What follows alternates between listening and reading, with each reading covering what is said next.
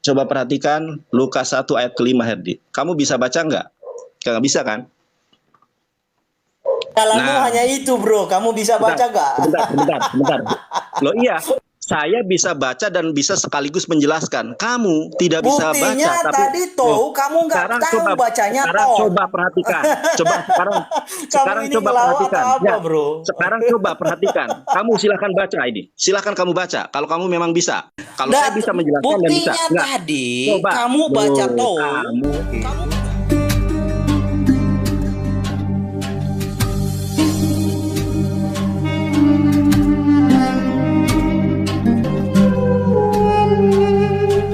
Kita kan sudah sama-sama ini ya, sudah sama. Udah, bro. Oke. Kamu tenang aja. Yang Oke, kamu silakan dimulai risaukan langsung. tuan rumahnya. Kalau saya mah Loh, aman. kenapa? Aduh. Silakan. Tuh, Bang Nanda, Oke ya, silakan. udah belum ya. apa-apa dia udah Lanjut. gugup. Oke, silakan. Loh, gugup kenapa gugup? Apa yang gugup? Kamu jangan framing gitu, gugup. Oke ya, kita langsung dilihat di dalam Matius. Oke ya, sebentar ya.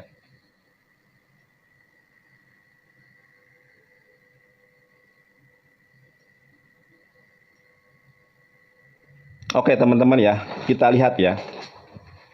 Di dalam Al-Quran, saudara-saudari yang terkasih, bahwa Yesus itu tidak disalib. A'udzubillahi minasyaitonirrajim, wa ma qataluhu wa ma solabuhu walakin subbihalahum. Mereka tidak membunuh Yesus, mereka tidak menyalib Yesus. Yang mereka bunuh dan yang mereka serupakan adalah bukan Yesus, tapi orang yang diserupakan. Dalam Islam, iman kami tidak ada urgensinya tentang siapa sosok yang disalib itu, tetapi bukan Yesus. Yesus diselamatkan oleh Allah Subhanahu wa taala. Dan kita akan mengecek sebuah fakta. Saya izin untuk menyampaikan data yang tadi setelah kami ulas ya. Oke, sebentar. Nah, data yang telah kami ulas.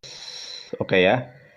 Teman-teman, di dalam Alkitab sendiri ada sebuah kontradiksi tentang kematian Yudas Iskariot. Di mana di dalam Matius 27 ayat ke-5, kematian Yudas itu adalah digantung, saudara. Matius 27 ayat ke-5. Sedangkan di dalam kisah para rasul, kematian Yudas itu bukan digantung, saudara. Tetapi dia jatuh tertelungkup dan perutnya terbelah sehingga semua isi perutnya tertumpah keluar. Antara kisah para rasul 1 ayat 18 dengan Matius 27 ayat ke-5 itu kontradiksi secara tekstual maupun kontekstual ayat. Tapi betulkah sebuah kontradiksi? Kalau kita membuka nalar kita, saudara-saudari yang terkasih, itu bukan kontradiksi. Akan tetapi akan membuktikan kepada kita bahwa Yesus tidak disalib, melainkan di dalam perspektif Biblos sendiri ternyata si Yudas. Nanti kita akan ulas beberapa sumber Kristen bahwa yang disalib itu memang bukan Yesus. Salah satunya adalah Yudas. Yang pertama, kenapa isi perutnya Yudas itu keluar, saudara? Karena dia disalib. Makanya di dalam Matius 27 ayat ke-5, kematian Yudas digantung. Dulu zaman Yesus gak ada hukuman gantung itu nggak ada. Tetapi digantung di tiang salib. Lalu pertanyaannya, kenapa isi perutnya Yudas itu tertumpah keluar?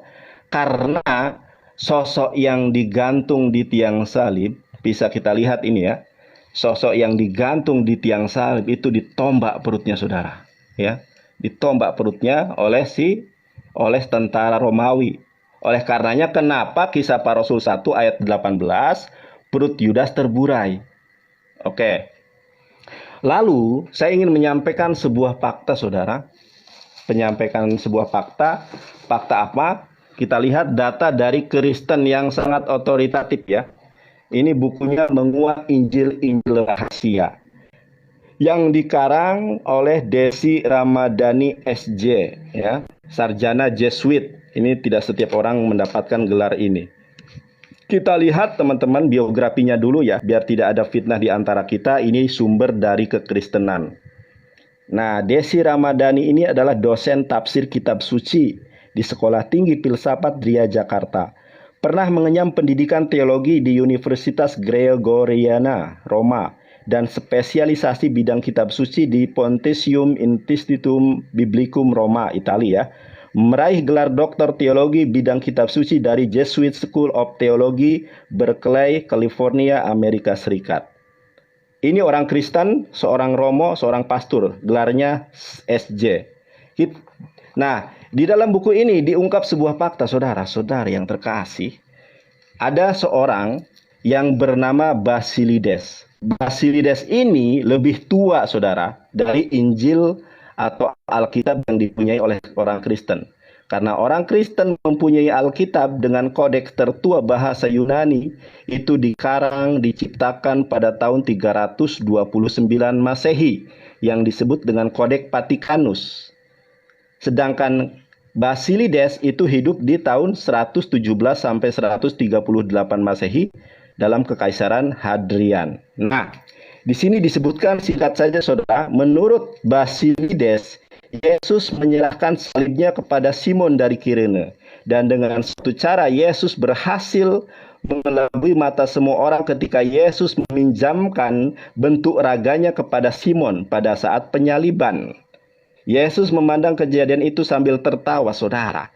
Gak, gak, gak, gak, weka, weka, weka. Ya, dan sesudah itu ia naik kembali kepada Bapaknya. Kisah tentang Yesus yang tertawa itu terdapat dalam dokumen. Dokumen apa? Ini dokumen yang sangat dielu-elukan oleh orang Kristen, ya, Laut Mati itu, The Scroll Sea itu, ya. Dokumen Nag Hammadi, The Second Treatise of the Great Set, dan Wahyu Petrus dalam bahasa Koptik, halaman 82-83. Temuan terakhir, Injil Yudas juga mengisahkan hal yang serupa. Karena seorang evangelis datanya lengkap, saya juga punya Injil Yudas, tapi saya belum ngecek ya di halaman berapa. Ini saya gunakan bahkan untuk alasnya ini mau saya ya. Saya punya Injil Yudas, nanti coba saya cek ya di lain kesempatan mungkin. Saya punya yang namanya Gospel of Judas, di mana para pendeta belum tentu punya Gospel of Judas. Nah, satu hal lagi saya ingin menyampaikan bahwa apabila teman-teman cari, saudara-saudari yang terkasih, bahwa orang-orang pendeta, para pastor banyak menutupi bahwa salah satu anugerah yang diberikan Allah kepada Yesus Kristus adalah berubah rupa.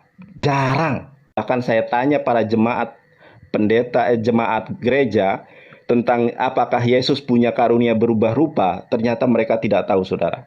Kita lihat ya, ternyata salah satu anugerah Yesus itu adalah berubah rupa, saudara-saudari yang terkasih. Kita bisa lihat rupa wajahnya berubah, saudara, dan pakaiannya menjadi putih berkilauan. Matius 17 ayat 2, lalu Yesus berubah rupa. Markus 9 ayat kedua, 6 hari kemudian Yesus membawa Yakobus bla bla bla bla, lalu Yesus berubah rupa. Dan di dalam Yohanes 20 ayat ke-16, kita bisa lihat dari ayat ke-11-nya, Yesus berubah rupa. Bahkan Maria Magdalena tidak mengenali sosok Yesus Kristus. Mudah-mudahan bisa dipahami sampai di sini, Herdi. Terima kasih. Oke, layarnya digedein, bro. Silakan. Bukan layar saya, bukan layar kamu. Oh iya, sebentar ya. Bentar, oke.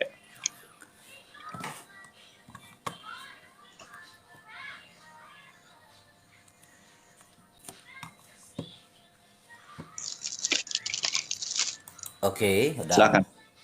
Ya. Jadi kenapa kematian Kristus di dalam kekristenan itu sangat penting? Ya. Karena lewat kematian Dia maka ada penumpahan darah, ada pengampunan dosa.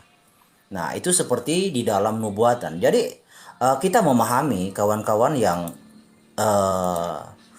suatu pengajaran yang tidak memahami kehendak Tuhan, kita sangat paham benar seperti apa penolakan itu.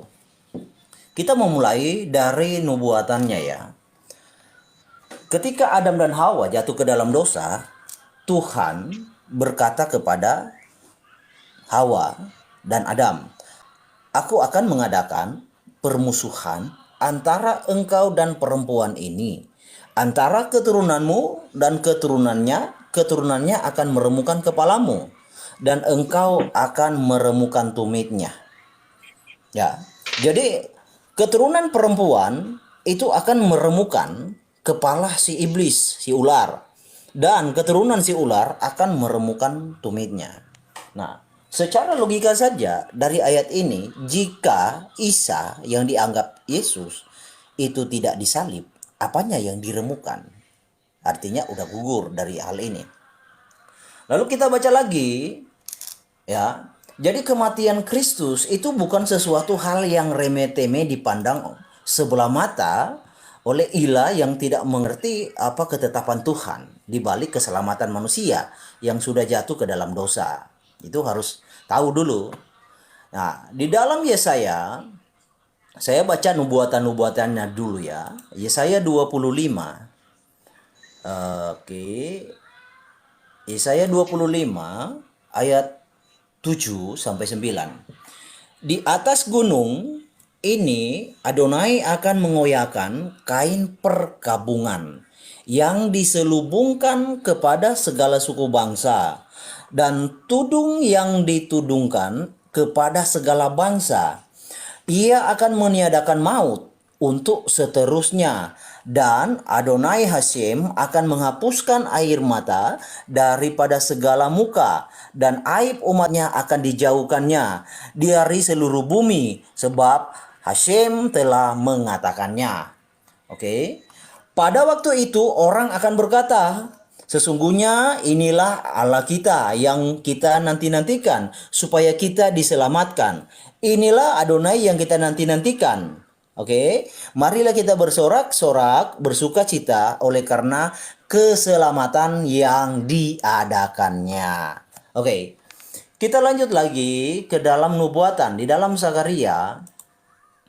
Ya, di dalam Zakaria 12 tadi kawan kita Nander sempat membukakan video ya tentang Kristus ditumpah. Oke, good. Tapi yang menjadi lucu kok tadi bahwa Yudas itu apa hubungannya? Ya, Zakaria 12 ayat 10 ya. Oke.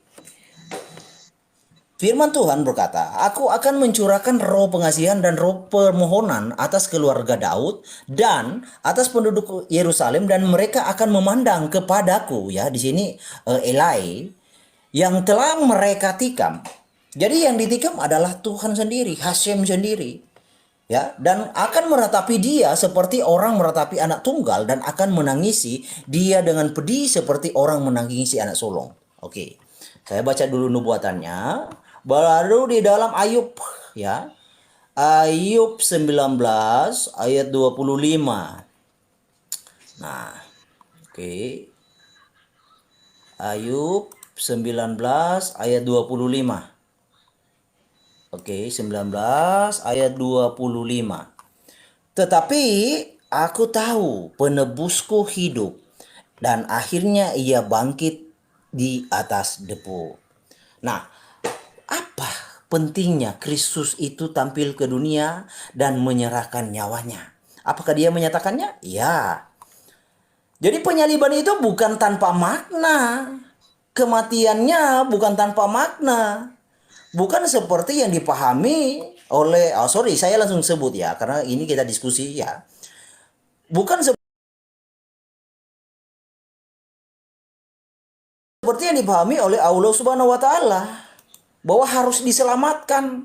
Nah, itu pemahaman yang tidak mengerti bahwa kehendak Tuhan atas alam semesta adalah tentang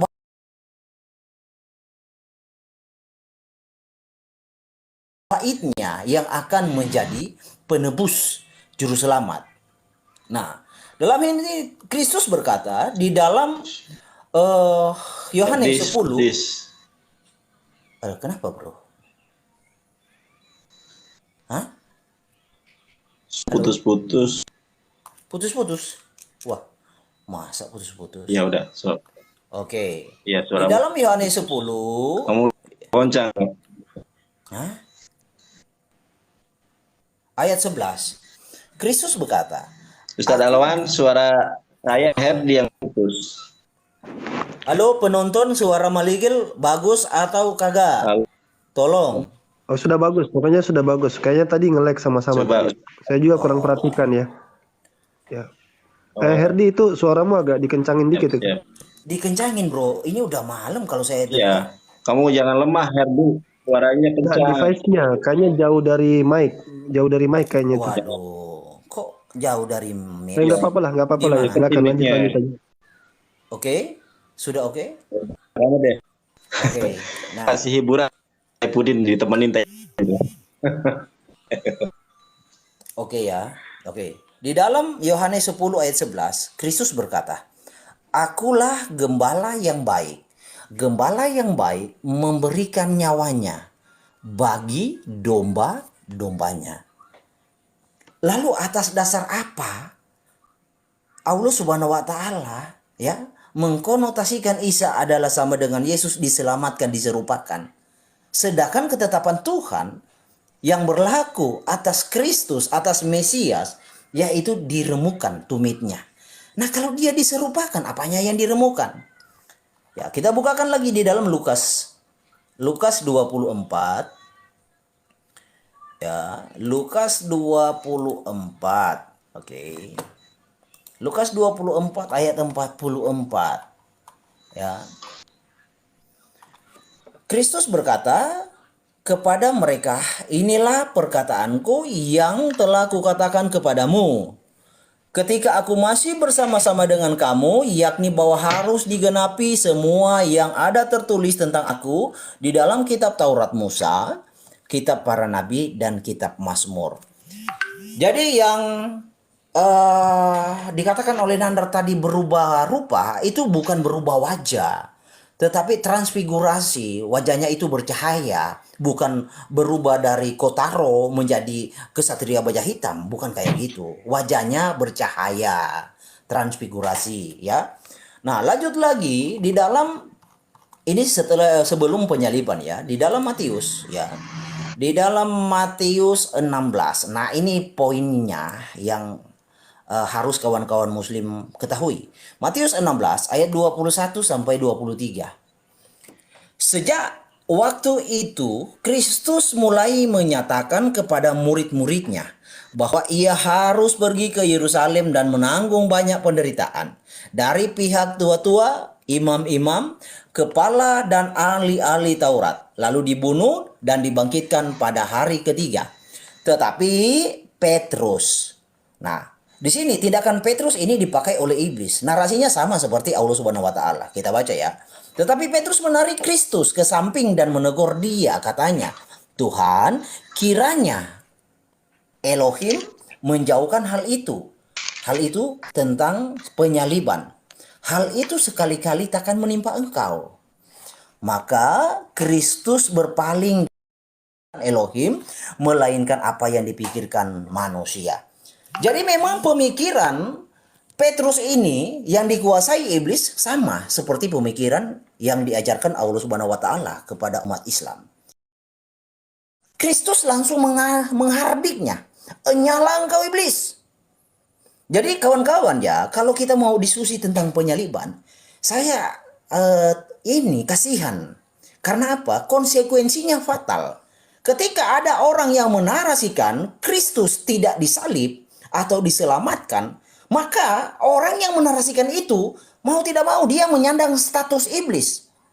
Dalam hal ini Allah Subhanahu wa taala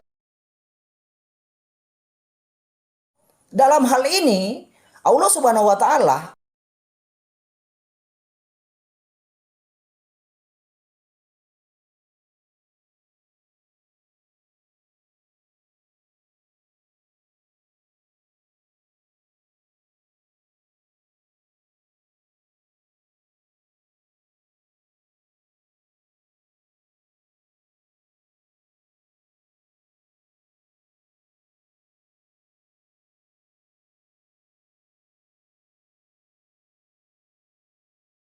dan tanpa penumpahan darah tidak ada pengampunan. Kita mengetahui orang Israel itu luput dari tulah ke-10 yaitu maut, ya.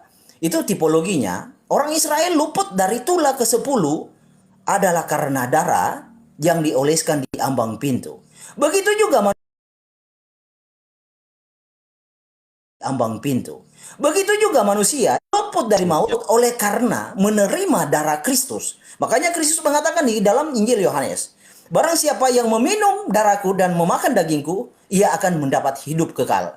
Nah, lalu bagaimana jika ada pengajaran yang mengajarkan bahwa darah dan daging Kristus itu tidak ada manfaatnya? Atau Kristus itu jangan ditumpahkan darahnya, harus diserupakan, harus diselamatkan. Nah, itulah yang saya bacakan tadi, bahwa pengajaran-pengajaran tersebut adalah perpanjangan tangan iblis. Oke, lanjut. Oke, terima kasih Herdi. Suaramu tadi putus-putus, Herdi. Ya, sebentar ya. Ustaz Alawan, halo Ustaz.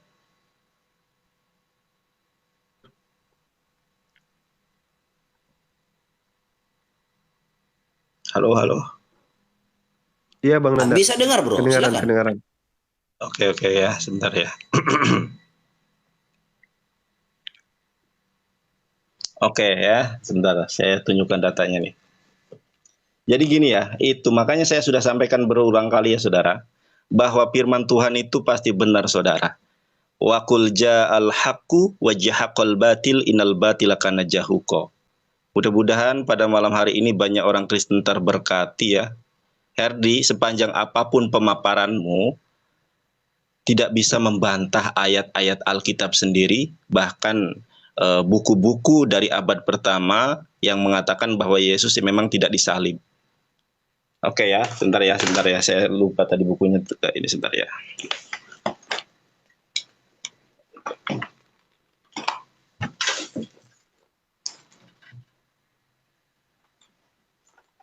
Oke Herdi ya, ini aku kasih tahu Herdi. Mengenai Yesus tidak disalib ini abad pertama loh. Bahkan tadi saya sudah mengatakan kepada kamu, ini teramat berat memang kalau kita membahas tentang penyaliban ini ya. Karena Yesus menurut data yang sangat autentik. Jadi teman-teman Kristen tolong jangan framing lagi ya. Ini orang Kristen, bukan orang Islam yang menulis buku ini. Bahkan dia ini doktor loh. Desi Ramadhani SJ ini adalah doktor, lebih pintar daripada Bambang Nursena. Ini gelarnya doktor. Kalau Bambang Nursena gelarnya sama seperti saya, SH, sarjana hukum. Kalau ini benar-benar orang yang kompeten ya. Kita lihat tadi di sini. Tadi kan saya sudah sampaikan Herdi. Kamu malah membahas tentang dogma penembusan, bukan membahas tentang bantahan terhadap apa yang saya nyatakan.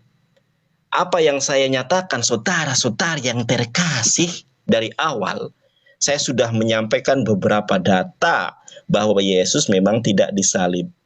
Bahkan yang pertama kali menyampaikan data ini di abad pertama. Nanti Herdi tanya kepada pendeta yang paling cerdas, kodeks paling tua bahasa Yunani itu adalah Kodeks Vatikanus Herdi.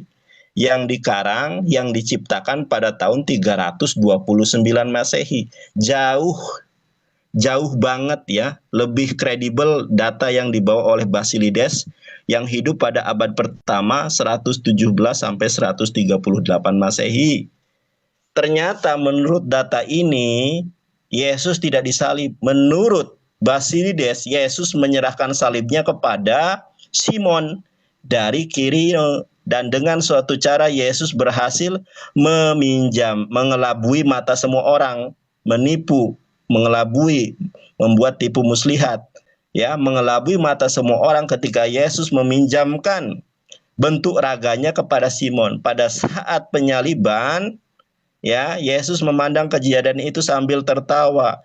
Gak, weka, trek. Nah, sesudah itu ia naik kembali kepada bapaknya. Kisah tentang kejadian ini terdapat dalam dokumen yang dielu-ulukan oleh orang Kristen, yaitu dokumen Nag Hammadi, The Second Treatise of the Great Set, ya, dan Wahyu Petrus. Petrus ini adalah Kefas ya, orang yang sangat disayangi oleh Yesus. Dalam bahasa Koptik halaman 82-83. Temuan terakhir Injil Yudas juga mengisahkan hal yang serupa. Saya kan evangelis yang paling ditakuti pendeta seluruh dunia, saudara. CP saja takut sama saya. Saya punya data terkait dengan Injil Yudas. Kalau Herdi belum tentu punya ya. The Gospel of Judas saya punya. Ini logonya.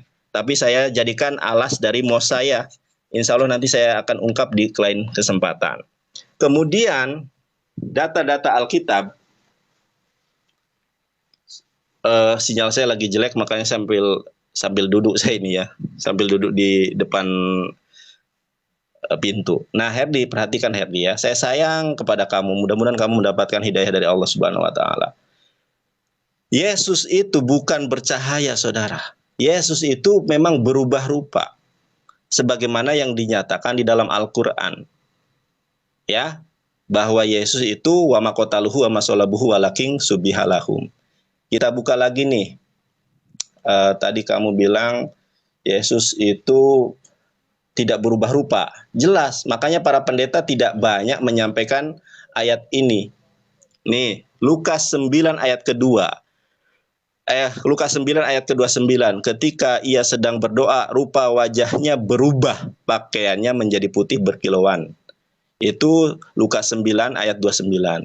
Matius 17 ayat kedua, lalu Yesus berubah rupa, ya, di depan mata mereka, wajahnya bercahaya seperti matahari.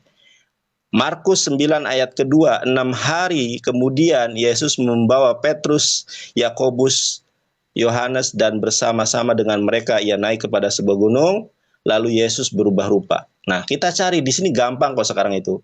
Ya, Yesus berubah rupa ada ayatnya. Kalau tidak salah rupa lain pun ada di sini ntar ya. Rupa lain. Ini bagi teman-teman silahkan di save ya Alkitab Sabda ini. Rupa lain. Ada nggak rupa lain ya? Nah bahkan Yesus itu menampakkan penampakan yang lain, saudara. Rupa yang lain, saudara-saudara yang terkasih, yang diberkati Tuhan, yang penuh sukacita di malam hari yang kita akan menangkan pergumulan melawan roh-roh penyesat, saudara-saudara yang terkasih. Mudah-mudahan banyak pribadi yang dimenangkan Tuhan pada malam hari yang sangat sukacita ini, saudara. Nah, Markus 16:12, sesudah itu ia menampakkan diri dalam rupa yang lain kepada 2 orang dari mereka ketika keduanya dalam perjalanan keluar kota. Makanya kalau dibaca dari ayat sebelumnya, orang-orang tidak kenal kalau itu Yesus. Kenapa, saudara? Karena Yesus masih menggunakan rupa yang lain, saudara. Makanya Al-Quran saja yang mengatakan bahwa Yesus diserupakan.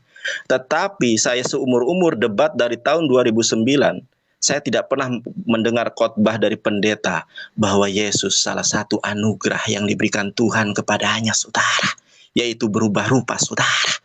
Baru saya pelajari di tahun-tahun ini ternyata Yesus berubah rupa. Ini sesudah itu ia menampakkan diri dalam rupa yang lain, saudara. Bukan rupa bercahaya, saudara. Begitu, Herdi. Lalu tadi saya mengatakan bahwa kematian si Yudas itu kontradiksi. Matius 27 ayat ke-5, kematian Yudas menggantung diri. Pada saat itu nggak ada sejarahnya menggantung di pohon korma, menggantung di pohon mangga, menggantung di pohon ara, saudara-saudari. Tetapi yang namanya menggantung pada saat itu yaitu menggantung di tiang salib. Kematian Yudas dalam Matius 27 ayat ke-5 ternyata digantung. Sementara di dalam kisah para rasul, ya, kisah para rasul 1 ayat ke-18, kematian Yudas itu ternyata perutnya terburai, Herdi. Ya, perutnya terburai. Yudas telah mengambil sebidang tanah bla bla bla bla sehingga semua isi perutnya tertumpah keluar.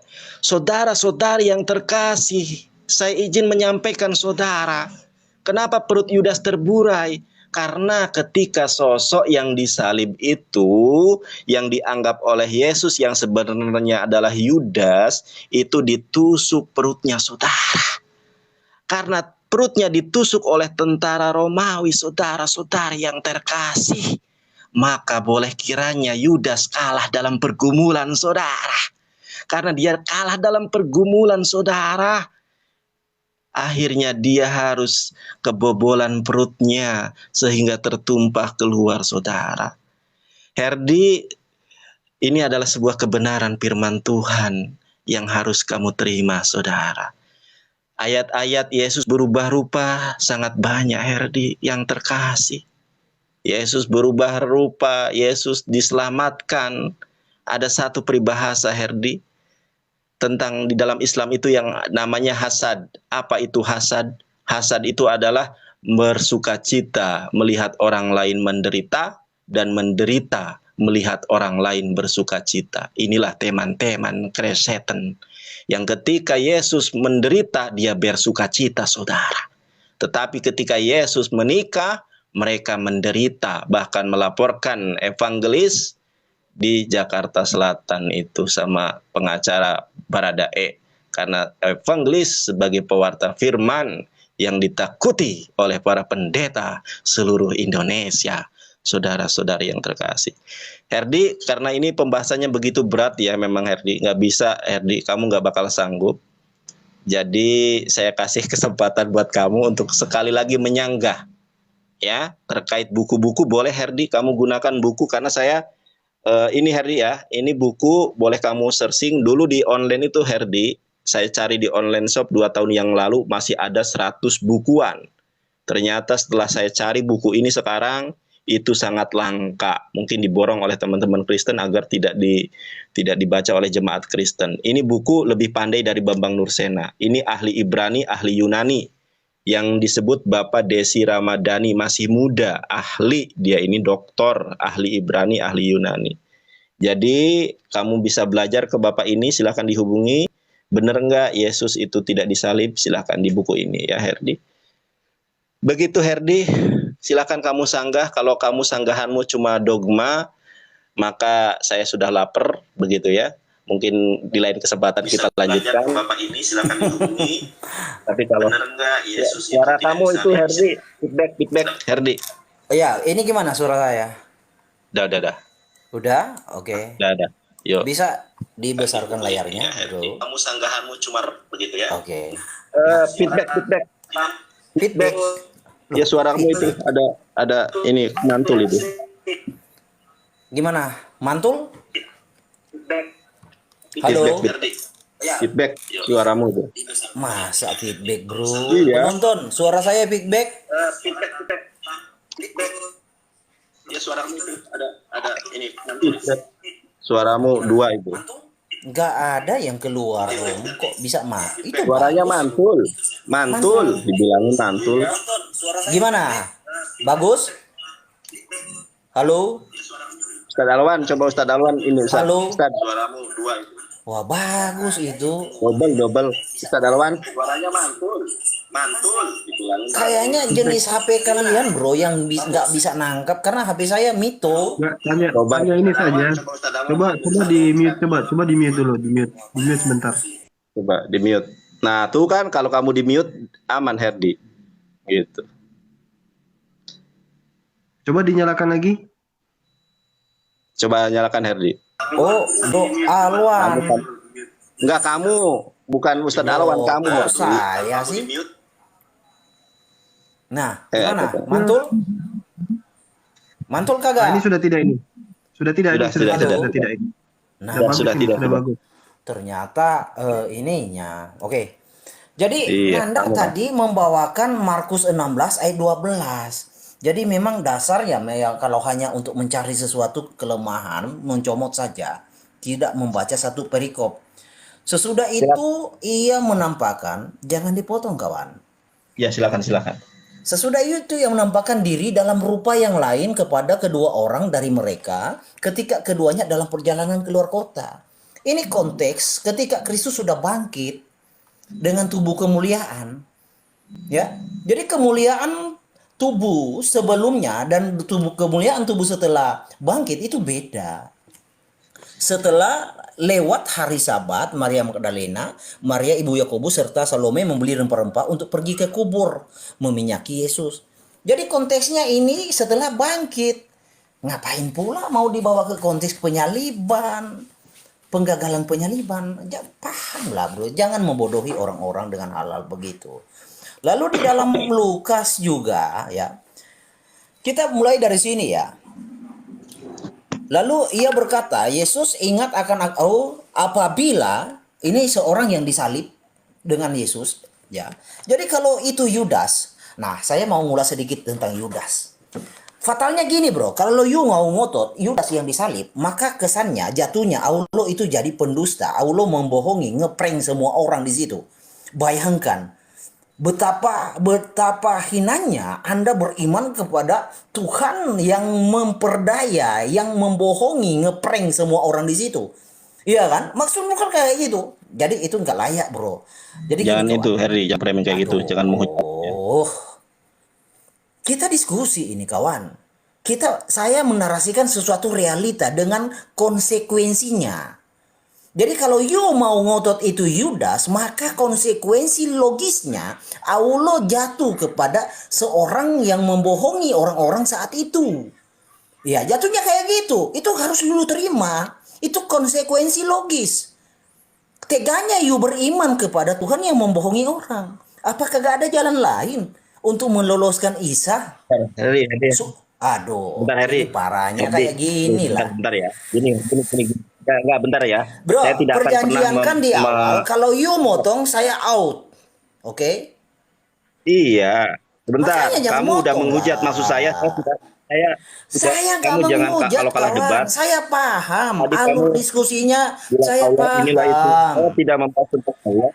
Saya membahas tentang Alkitabmu tidak ada. Loh, Kalau Anda menghina, ya karena kalah debat, saya potong. Tapi kalau Anda masih loh, kok objektif, menghina, di awal saya bro? tidak pernah memotong Anda. Coba kita tanya penonton. Tadi Anda Saya sudah mengatakan Nah, gini. Allah Herdi, parah ini. sebentar Bang Nandar. Oke. Herdi mungkin jangan Saya ada masih kasih seperti toleransi ya. Allah. Sekali lagi saya bicara Ya, motong saya out. Ya. Herdi. Ya gini Herdi, Ya silakan. mungkin dihindari narasi Allahmu begini, Allahmu begitu, Lah kan gitu. memang Mungkin Allah bahasakan menyerupakan mungkin bro. Saya mau Itu membangun. bahasa Alkitabmu. eh, Saya nggak bahas pakai Al-Quran, bahasa saya yang bahas lebih Alkitab. sopan lah ya. Cari bahasa yang lebih sopan nih. Oke, udahlah. Cari Kalian bahasa yang cari lebih bisa. gini, kawan. Kalian cari lawan yang boleh kalian atur seenak kalian. Karena saya nggak mau. Tidak. Ini juga demi Iya. kebaikan Bukan, kamu, kawan. Herdi. Kan banyak orang itu karena Kawan. salah membangun ini, membuat Bukan, narasi kita terlibat, didik orang-orang pendengar seperti masuk apa, jadi pengajaran Anda seperti apa, pengajaran kita jatuhnya seperti apa. hujatan gitu mungkin. Kita didik bersama, bukan Oke, sudah penghujatan. kita langsung lanjut saja ya, jangan Ya, oke, terlalu. jangan dipotong ya. Sekali lagi motong saya out. Saya nggak suka diskusi kayak preman ya. Gini kawan. Jadi ini berbicara tentang konsekuensi logis, ya. Jika apa yang terjadi seperti yang diajarkan Allah Subhanahu wa taala diserupakan Isanya, maka konsekuensi dari penyerupaan itu Allah ngeprank orang-orang di situ. Allah mendustai orang-orang di situ. Allah membohongi orang-orang di situ. Nah, kita pakai akal logika. Apa tidak ada kuasanya untuk menyelamatkan si Isa? Mengapa harus berdusta? Mengapa harus membohongi? Bukankah Allah punya kuasa? Kenapa harus dengan jalan membohongi, mendustai? Ya, jadi itu konsekuensinya. Tetapi yang terjadi bukan seperti itu, bro. Justru yang didustai adalah iman saudara-saudara, ya. Di sini seorang Yudas tidak mungkin bisa, ya. Di sini ketika orang di samping itu berkata, Kristus, ingatlah akan aku apabila engkau datang sebagai raja. Oke. Kata Kristus kepadanya, aku berkata kepadamu, sesungguhnya hari ini juga engkau akan bersama-sama dengan aku di dalam Firdaus. Ya, ini kesaksian orang di atas dan orang yang di bawah. Bahkan seorang prajurit itu menyaksikan sungguh benar dia ini anak Elohim. Jadi apa yang memungkiri, yang menggagalkan Kristus itu tidak disalib? Yang memungkiri, yang mengingkari Kristus itu tidak disalib itu hanya satu, yaitu iblis yang kita baca tadi di Matius 16 ayat 21 sampai 23. Lalu tentang apa yang dikatakan oleh Nandar itu ditikam. Nah, kita baca di dalam Yohanes 19 ayat 18 ya. Ayat 18 sampai 35 ya. Panjang apa masalah. Dan di situ ia disalibkan karena ya, disalibkan mereka, dan bersama-sama dengan dia disalibkan juga dua orang lain sebelah menyebelah. Ini penggenapan nubuatan seperti di dalam Yesaya 53. Yesus di tengah-tengah. Dan Pilatus menyuruh memasang juga tulisan di atas kayu salib itu. Bunyinya, Kristus orang Nazaret, Raja orang Yahudi. Banyak orang Yahudi yang membaca tulisan itu sebab tempat di mana Yesus disalibkan letak dekat kota dan kata-kata itu tertulis dalam bahasa Ibrani, bahasa Latin, dan bahasa Yunani.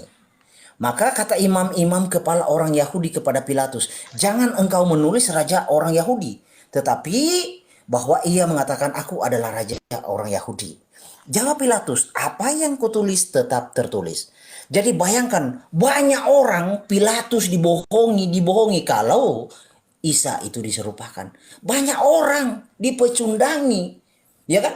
Nah, ini sesuatu yang gak logis. Kalau kita berbicara tentang ilahi, ilahi itu berperkara ya dan amin. Tidak ada kata membohongi, tidak ada kata mempecundangi, kagak ada. Karena ilahi itu punya kuasa, bro. Tidak akan melakukan dengan cara-cara kotor seperti itu. Ya, mendustai orang. Ilahi tidak mungkin berbuat hal-hal seperti itu. Mendustai orang, mempecundangi orang dengan cara-cara kotor seperti itu. Nggak mungkin. Jawab Pilatus, "Apa yang kutulis tetap tertulis." Sesudah prajurit-prajurit itu menyalibkan Kristus, mereka mengambil pakaiannya lalu membaginya menjadi 4 bagian. Dan tiap-tiap prajurit 1 bagian. Dan jubahnya juga mereka ambil. Jubah itu tidak berjahit, dari atas ke bawah hanya 1 tenunan saja. Kita lanjut. Karena itu mereka berkata seorang kepada yang lain, "Janganlah kita membaginya menjadi beberapa potong, tetapi baiklah kita membuang undi untuk menentukan siapa yang mendapatkannya. Demikianlah hendaknya supaya genaplah yang ada tertulis di dalam kitab suci. Mereka membagi-bagi pakaianku di antara mereka dan mereka membuang undi atas jubahku." Hal itu telah dilakukan prajurit-prajurit itu. Lanjut ya. Dan dekat salib Yesus berdiri ibunya dan saudara ibunya, Maria istri Klopas dan Maria Magdalena. Ketika Kristus melihat ibunya dan murid yang dikasihinya di sampingnya, berkatalah ia kepada ibunya, "Ibu, inilah anakmu." Kemudian katanya kepada muridnya, "Inilah ibumu." Dan sejak saat itu murid itu menerima dia di dalam rumahnya. Sesudah itu, karena Kristus tahu bahwa segala sesuatu telah selesai, berkatalah ia, supaya genaplah yang ada tertulis dalam kitab suci, "Aku haus." Jadi tentang kata selesai ini, hanya Mesias yang bisa memperkatakannya. Karena dia datang untuk menggenapi janji keselamatan, janji penebusan. Sudah selesai. Aku haus. Di situ ada suatu bekas penuh anggur asam, maka mereka mencucukkan bunga karang yang telah dicelupkan dalam anggur asam pada sebatang pisau, lalu mengujungkannya ke mulut Kristus. Nah, kita lompat ke ayat 34. Tetapi seorang dari antara prajurit, ya, itu menikam lambungnya. Nah, ayat 33 dulu ya. Tetapi ketika mereka sampai kepada Kristus dan melihat bahwa ia telah mati, mereka tidak mematahkan kakinya. Sebab ada tertulis, tidak ada satupun tulang yang dipatahkannya. Tetapi seorang dari antara prajurit itu menikam lambungnya dengan tombak. Ini menggenapi apa yang saya bacakan tadi di dalam Sakaria 12 ayat 10. Dan segera mengalir keluar darah dan air. Yang ditumbak adalah Hasem itu sendiri, baitnya yang ditumbak, tubuhnya. Dan orang yang melihat hal itu sendiri yang memberikan kesaksian ini, dan kesaksiannya benar, dan ia tahu bahwa ia mengatakan kebenaran supaya kamu juga percaya. Sebab hal itu terjadi supaya genaplah yang tertulis dalam kitab suci, tidak ada tulang yang dipatahkannya. Dan ada pula nas yang mengatakan mereka akan memandang kepada dia yang telah tikam. Jadi kalau untuk mengkaji Kristus itu disalib atau tidak, tentu kita harus melihat sudut pandang sesuatu peristiwa dari daerah di mana peristiwa itu terjadi. Kalau kita mau mengkaji Kristus itu disalib atau tidak, dengan sudut pandang orang Arab, tentu kagak akan paham. Karena orang Arab, ya, bersama nabinya, bersama Tuhannya, kagak ngerti apa kehendak Tuhan atas umat manusia di seluruh dunia. Kagak ngerti apa-apa. Ya, karena contoh ya, saya kasih contoh. Ketika hari raya kurban, itu darahnya dibuang di selokan. Kagak ada gunanya. Padahal itu adalah tentang darah. Hari raya Yom Kippur itu berbicara darah, bukan berbicara tentang daging-dagingan, tetapi darah yang dipercikan di atas tabut perjanjian. Jadi ini berbicara tentang darah, darah penyucian. Di dalam Keluaran 8, 24 ayat 8. Oke. Keluaran 24 ayat 8. Kemudian Musa mengambil darah itu dan menyiramkannya kepada bangsa itu serta berkata, inilah darah perjanjian yang diadakan Tuhan. Jadi Tuhan yang mengadakan. Bukan Sudah, siapa-siapa. selesai. Bentar. Dengan kamu berdasarkan segala firman ini. Jadi darah perjanjian dan digenapi oleh Kristus. Ketika dia sebelum disalib, dia melakukan perjamuan terakhir dengan murid-muridnya. Inilah darah perjanjian yang kuadakan untukmu untuk bernamanya nyawa. Jadi memang di dalam darah itu ada nyawa. Jadi ketetapan Tuhan semesta alam, keselamatan ya, keselamatan nyawa itu hanya ada di dalam darah. Di dalam Imamat 17 ayat 11 ya, karena nyawa makhluk ada di dalam darahnya, dan aku telah memberikan darah itu kepadamu di atas mezbah untuk mengadakan pendamaian bagi nyawamu, karena darah mengadakan pendamaian dengan perantaran nyawa. Lalu kalau kita berbicara tentang data-data yang di luar Alkitab, oke. Kita mungkin akan membaca dari pertama ya. Dari Tacitus ya. Oke, jangan dipotong bro. Saya kalau Anda ngomong, saya diam kok. Cornelius Tacitus adalah seorang sejarawan Romawi, hidup kira-kira antara 56 sampai 120 ya, Masehi. Nah, dia membuat kesaksian bahwa Kristus pada pemerintahan Tiberius telah dieksekusi oleh prokurator Pontius Pilatus. Nih. Oke, ini Cornelius Tacitus. Lalu kedua, oleh Yosefus. Ya. Flavius Yosefus adalah seorang politikus. Ini bukan orang Kristen ya. Ini orang luar Kristen. Sejarawan Yahudi abad ke-37 sampai 100 Masehi, dia adalah satu-satunya yang paling penting sejarawan Yahudi dari dunia kuno, ya. Lalu Suetonius, ya, dia adalah seorang sejarawan Romawi. Yang ketiga, yang menuliskan di dalam kitabnya The Divell Claudius 25 ayat 4. Di sini, nih. Ada referensinya. Sebentarlah. Sabar kawanku. Lalu keempat, Pliny yang loh. Kok diskusinya ya kita paparkan pembuktian, bro. Ya udah lanjut. Setelah ini ya, gantian ini, saya. Iya, setelah ini Anda sampai pagi terserah. Oke? Yuk. Ya, oke. Tenang kawanku, ya. Pliny yang lebih mulia, Plinius muda adalah gubernur Bitinia tahun ya 111 sampai 113. Dia menuliskan juga Kristus dieksekusi, ya. Lalu Lucian dari Samosata, seorang satiris Yunani pada paruh kedua abad kedua Masehi, ya, dia juga menulis pria di Palestina yang disalibkan karena membawa bentuk inisiasi baru ke dalam dunia. Di dalam bukunya Van Forst John ayat 59. Nah, lalu Talus. Banyak sekali. Ada Celsus, ada Marabar Serapion, ada tradisi rabbinik. Nah, tradisi rabbinik di dalam Mishnah Torah, ya, itu banyak sekali Kristus itu disalibkan. Ya, mati. Lalu dusta apa lagi yang mau diingkari? Jadi pentingnya penyaliban karena tujuan, misi, ketetapan Tuhan atas semesta alam, penyelamatan umat manusia. Seperti yang sudah dinubuatkan di dalam Kejadian 3 ayat 15. Saya harap Nanda bisa menanggapi mengapa Kejadian 3 ayat 15 itu kesannya dicuekin. Kejadian 3 ayat 15 bahwa sang anak keturunan perempuan akan meremukan kepala si ular. Dan keturunan si ular akan meremukan tumit, ya, keturunan si ular akan meremukan tumit keturunan perempuan. Ketika Isa disalib, maka apanya yang diserupakan?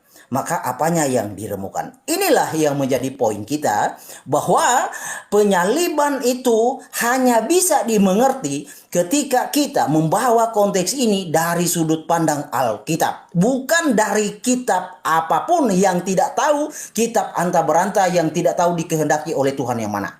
Silakan. Oke, terima kasih Herdi ya. Saudara-saudari yang terkasih, saya ucapkan terima kasih banyak. Kiranya banyak pribadi yang dilawat Tuhan, dipilih, dipulihkan Tuhan menjadi pribadi baru, manusia baru di dalam iman dan iman, di dalam Islam dan iman, saudara-saudari yang terkasih. Sudah saya bilang ya, tidak ada satu pendeta pun di dunia ini yang akan menang berdebat tentang Yesus tidak disalib, karena terbukti bahwa Yesus tidak disalib, saudara-saudari yang terkasih. Saudara-saudari yang terkasih, kita akan menemukan sebuah fakta, saudara, bahwa hanya satu murid yang menyaksikan penyaliban Yesus. Ini ya, hanya satu murid yang menyaksikan penyaliban Yesus, yang sesungguhnya adalah Yudas Iskariot. Tadi saya mendengar Herdi membaca Yohanes 19. Saya akan tunjukkan Herdi. Nanti di lain kesempatan kita akan membahas tentang istri Yesus. Di dalam Yohanes 19 ayat ke-25, saudara, orang yang menyaksikan penyaliban Yesus hanya 3 orang. Siapa itu? Yang pertama adalah ibunya Yesus, yaitu Maryam alaiha shalom. Ini ibunya Yesus yang tidak pernah menyembah Yesus ketika Yesus berada di kandungan, sampai meninggalnya ibunda Yesus tidak pernah menyembah anaknya sendiri, saudara-saudari yang terkasih. Lalu yang kedua, saudara, adalah Maria istri Klopas. Ini yang menyaksikan peristiwa penyaliban atau Yesus diserupakan dengan Yudas Iskariot. Maria istri Klopas. Dan yang ketiga adalah Maria Magdalena. Saudara-saudari boleh cek atau tanya Romo Katolik, pastor Katolik ya saudara, bahwa Maria Magdalena ini adalah rasul dari para rasul. Jadi muridnya Nabi Isa alaihissalam yang sekaligus merangkap menjadi istrinya Yesus Kristus. Saya ulangi, hanya satu murid yang menyaksikan penyaliban Yesus, yaitu Maria Magdalena. Bukan Yohanes, bukan Lukas, bukan Matius, tetapi istri Yesus, yaitu Maria Magdalena. Lihat ke ayat ke-26-nya. Siapakah istri Yesus itu? Ternyata istri Yesus adalah murid yang dikasihinya, saudara. Saya akan tantang seluruh pendeta di Indonesia membahas siapa murid yang dikasihi Yesus. Yohanes 19:25, ternyata murid yang dikasihi Yesus itu adalah Maria Magdalena. Karena pada saat itu, Yesus sedang berbicara kepada 3 orang ini saja. Tidak ada Yohanes, tidak ada Lukas, tidak ada Markus. Di sini hanya ada yaitu Maria ibu Yesus, Maria istri Klopas, dan Maria Magdalena. Apa kata Yesus kepada ibundanya? Yohanes 19:26, ketika Yesus melihat ibunya dan muridnya dikasihinya. Nah, pada saat Yesus ngomong kan hanya ada 3 orang di situ. Ketika melihat ibunya berarti Bunda Maria alaiha shalom. Dan yang kedua adalah murid yang dikasihinya Yesus. Siapa itu? Diakui atau tidak, disadari atau tidak, bahkan di dalam buku yang sangat tidak bisa dibantah, yaitu buku dari Maggie Whitehouse, yaitu Pernikahan Yesus, bahwa murid yang dikasihi Yesus itu adalah istri Yesus sendiri, yaitu Maria Magdalena. Sayang sekali kita tidak akan membahas tentang Yesus punya istri, tetapi yang akan kita bahas di sini adalah Yesus berubah rupa, saudara-saudari yang terkasih, atau Yesus diserupakan. Herdi yang terkasih, saya doakan mudah-mudahan kamu dilawat, dipilih, dimenangkan Tuhan, dan kiranya Anda memenangkan pergumulan dari batin hati Anda, kejujuran Anda, bahwa hanya kebenaran Islam yang akan menyelamatkan saudara. Kita lihat Herdi ya. Saya tidak membahas bahwa Markus 16:12 adalah Yesus tentang Yesus diserupakan Yesus disalib, bukan. Markus 16 ayat ke-12 saudara membuktikan bahwa pernyataan Al-Qur'an itu kebenaran firman Tuhan, saudara-saudari yang terkasih. 16 ayat 12. Sesudah itu ia menampakkan diri dalam rupa yang lain. Tadi kamu di awal mengatakan bahwa Yesus itu tidak berubah rupa, tetapi hanya bercahaya. Kenapa saya menggunakan Markus 16:12? Saya ingin membantah pernyataanmu di mula-mula itu atau pernyataanmu di awal bahwa bahwa Yesus tidak berubah rupa. Sedangkan Markus 16 ayat ke-12 membuktikan. Saya bacakan ayatnya. Sesudah itu ia menampakkan diri dalam rupa lain kepada dua orang dari mereka ketika keduanya dalam perjalanan ke kota. Kita buka ayat ke-11-nya. Perihal apa sih sebenarnya tentang ini? Nah ini. Ayat ke-11, tetapi ketika mereka mendengar bahwa Yesus hidup dan telah dilihat olehnya, mereka tidak percaya. Jadi Yesus itu hidup, saudara. Yesus itu tidak pernah mengalami kematian. Jadi menyalahi pengakuan iman rasuli, aku percaya kepada Bapa di sorga. Dan aku percaya kepada Yesus yang telah mati, yang telah bangkit di hari ketiga, itu pengakuan iman rasuli ya. Ternyata saudara di sini, tetapi ketika mereka mendengar bahwa Yesus hidup dan telah dilihat oleh mereka, mereka tidak percaya. Lalu disitulah Yesus menampakkan diri dalam rupa yang lain. Poinnya adalah Yesus berubah rupa. Benar, Al-Quran mengatakan salah satu anugerah Yesus itu adalah berubah rupa. Nah, kita lihat di dalam tadi ya, saya kembali lagi menyampaikan ayat ini, Herdi ya. Saya tidak pernah mengambil kutipan atau dalil dalam Al-Quran bahwa yang disalib itu Yudas. Tetapi yang mendukung pernyataan Al-Quran ini adalah Alkitab Anda sendiri. Di dalam Matius 27 ayat ke-5, kematian Yudas itu digantung atau menggantung diri. Di zaman itu tidak menggantung diri di pohon mangga, tetapi menggantungkan diri di tiang salib. Tidak mungkin menggantungkan diri kecuali ada pihak eksternal yang sengaja menyalibkan si Yudas. Matius 27 ayat ke-5, Yudas digantung di tiang salib. Sedangkan Kisah Para Rasul 1 ayat ke-18, kematian Yudas, ternyata semua isi perutnya itu tertumpah keluar, dia jatuh. Yang benar Kisah Para Rasul 1 ayat 18 atau Matius 27 ayat ke-5. Secara terang benderang ayat ini bertolak belakang, kontradiksi. Saya tidak mengatakan ayat ini palsu, tapi saya ingin mengutarakan kepada saudara-saudara yang terkasih, saudara, bahwa ayat ini saling melengkapi. Kenapa perut Yudas terburai isinya? Karena tadi Heri sudah menyampaikan ya di ayat mana itu, bahwa Yesus ketika disalib itu, yang dianggap Yesus itu ditusuk lambungnya, saudara. Ketika dia ditusuk lambungnya, maka pantas saja Kisah Para Rasul 1 ayat ke-18 mengatakan perut Yudas terburai. Lalu saya menyampaikan data yang akurat, sebuah data yang dikarang oleh Romo Katolik yang lebih pandai dari Bambang Nursena, saudara. Yang jago Ibrani, jago Yunani, saudara. Doktor, kalau Bambang Nursena kan gelarnya SH, sama seperti saya, sarjana hukum. Kalau saya lawyer sekaligus pendebat, kalau Bambang Nursena kan monolog, kan? Saudara, kita lihat di sini. Ya, Herdi ini teman-teman Kristen, bukan data ya. Ini data Kristen. Sudah saya bolak-balik baca. Saya tidak akan membacakannya lagi, cukup saudara lihat di sini bahwa ini adalah orang Kristen. Orangnya ganteng, muda, tapi lebih muda saya, saudara. Di sini sangat dijelaskan di abad pertama bahwa Yesus tidak disalib, saudara. Nih, saya bacakan lagi. Basilides hidup di abad pertama 117 sampai 138. Ternyata Yesus itu menyerahkan salibnya kepada Simon dari Kirene, dan dengan suatu cara Yesus berhasil mengelabui mata semua orang ketika Yesus meminjamkan bentuk raganya kepada Simon. Makanya tadi kenapa Herdi saya cut omonganmu, karena tadi kamu mengatakan Allah, inilah Allah itu.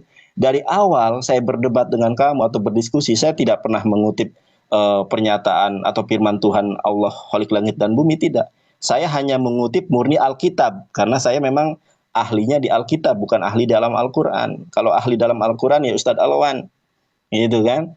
Di sini dikatakan, saudara, sumber. Coba saudara renungkan, perhatikan baik-baik, saudara-saudari. Mudah-mudahan saudara-saudari yang melihat pada malam hari ini dibenangkan pergumulannya. Pergumulan terhadap batin saudara, bahwa kebenaran itu hanya ada di dalam Islam, saudara. Kodeks Vatikanus, kodeks tertua diciptakan dibuat itu pada tahun 329 Masehi. Sedangkan Basilides ketika mengungkap fakta bahwa Yesus tidak disalib itu abad pertama, Saudara. Tidak jauh dari kematian Yesus. 117 sampai 138. Lebih tua dari Kodeks Vatikanus. Di abad pertama saja ada sosok yang mengungkapkan fakta. Nabi Muhammad tidak kenal itu Basilides. Tetapi Basilides mengungkap fakta bahwa Yesus tidak disalib. Tadi saya sudah sampaikan juga bahwa referensi bahwa Yesus tidak disalib itu adalah data yang dibanggakan oleh orang Kristen, yaitu naskah Laut Mati, dokumen Nag Hammadi, The Second Treatise, berketek-ketek, berkotok-kotok. Di sini di dalam Wahyu Petrus dalam bahasa Koptik, halaman 82, 83, temuan terakhir dalam Injil Yudas. Saya sudah bilang evangelis itu datanya lengkap, Injil Yudas juga punya, tapi saya belum buka ini ya. Soalnya saya jadikan sebagai alas dari mau saya. Injil Yudas bentuknya kayak gini. Nih, The Gospel of Judas. Tuh, ya saudara. Aduh, Herdi ini ya. Mudah-mudahan dimenangkan Tuhan, Herdi. Datanya sudah lengkap bahwa Yesus berubah rupa, Yesus menikah, Yesus punya istri. Mudah-mudahan saudara dimenangkan Tuhan. Saudara dijamah Tuhan, dilawat, dipulihkan menjadi pribadi baru saudara, manusia baru saudara dalam iman dan Islam. Haleluya. Terpujilah Allah yang telah menciptakan Yesus. Wahyu 3 ayat ke-14. Al-Amin, Yesus Kristus adalah makhluk ciptaan Allah.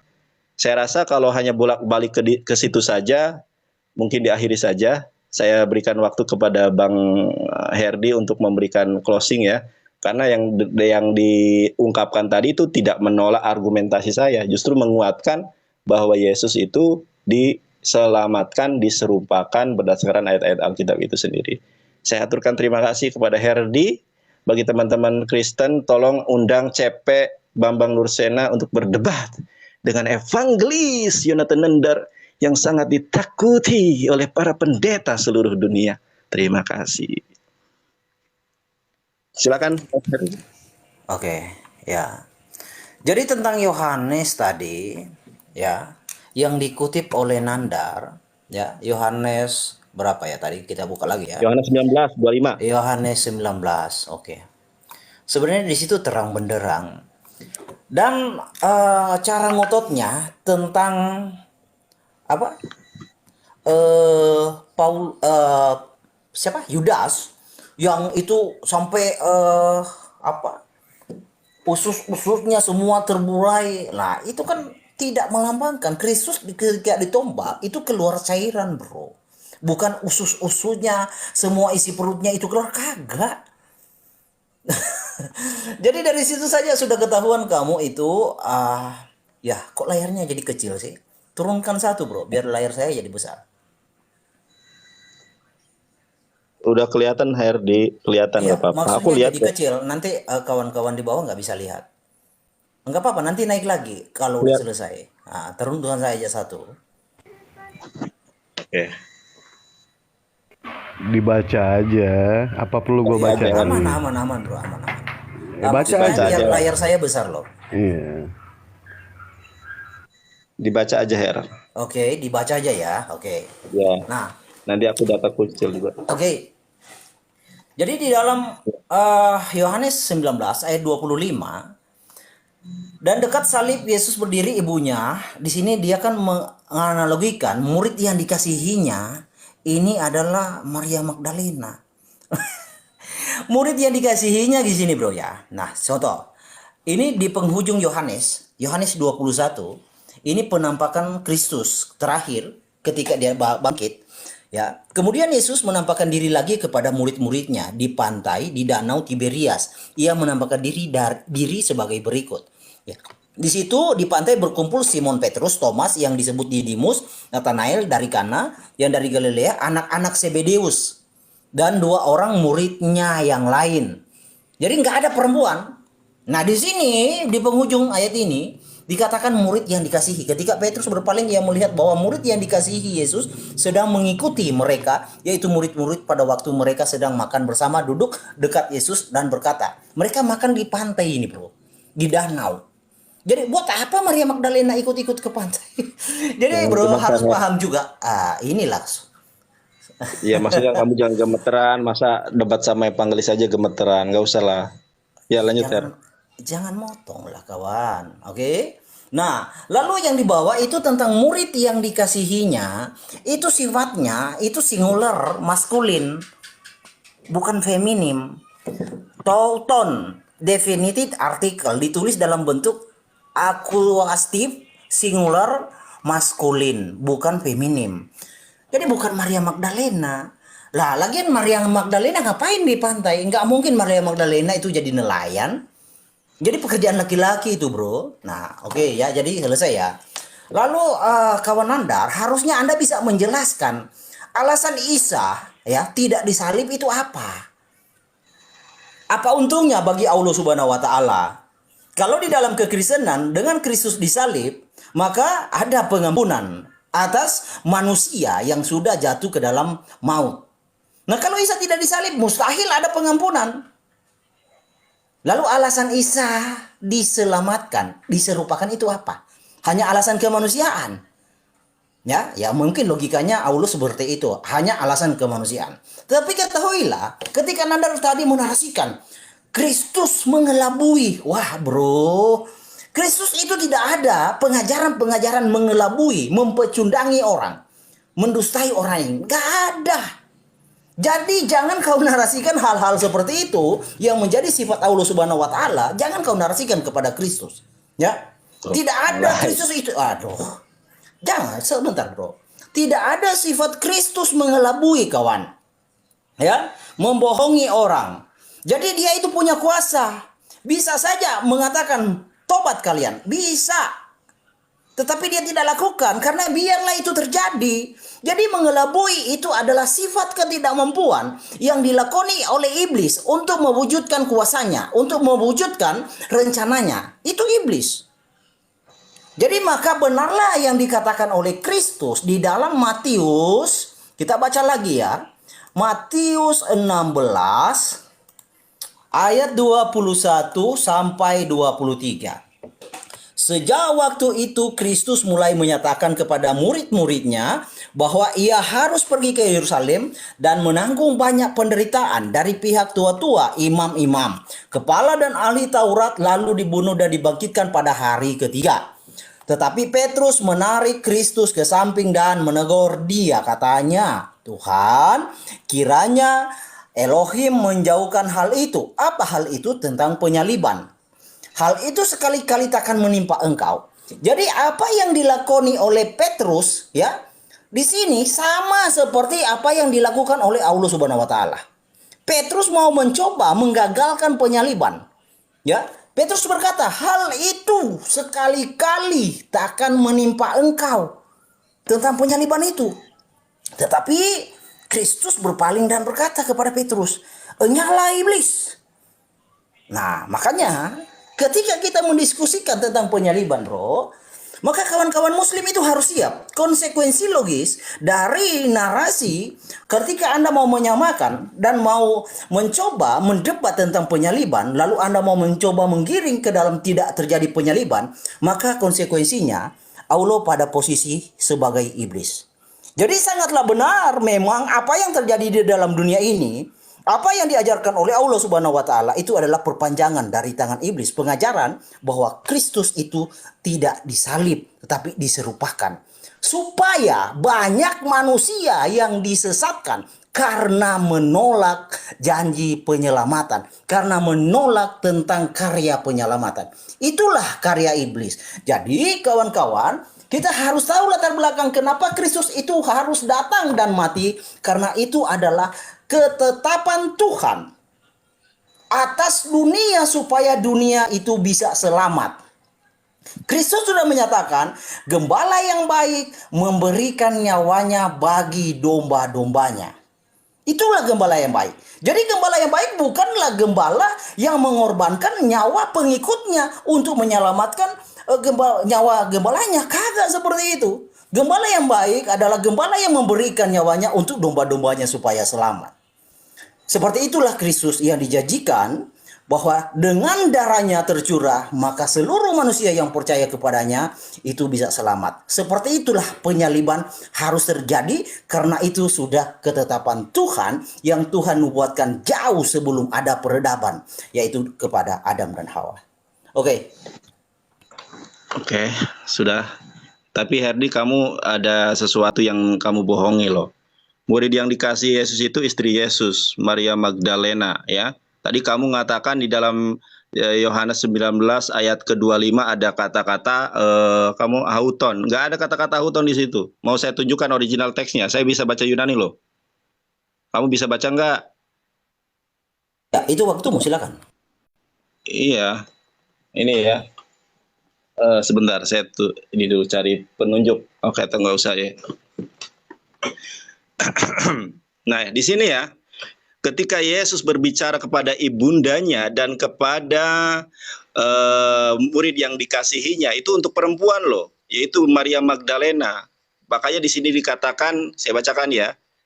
Bismillahirrahmanirrahim peharohum estekisande ye marato setawroto yesho hemetera hautok. Nah, coba lihat nih.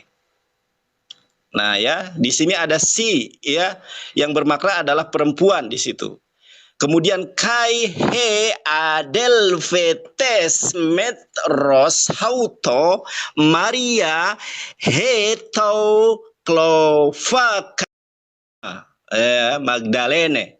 Nah, di sini sangat jelas bahwa murid yang dikasih Yesus itu adalah Magdalena, bukan yang kamu maksud itu.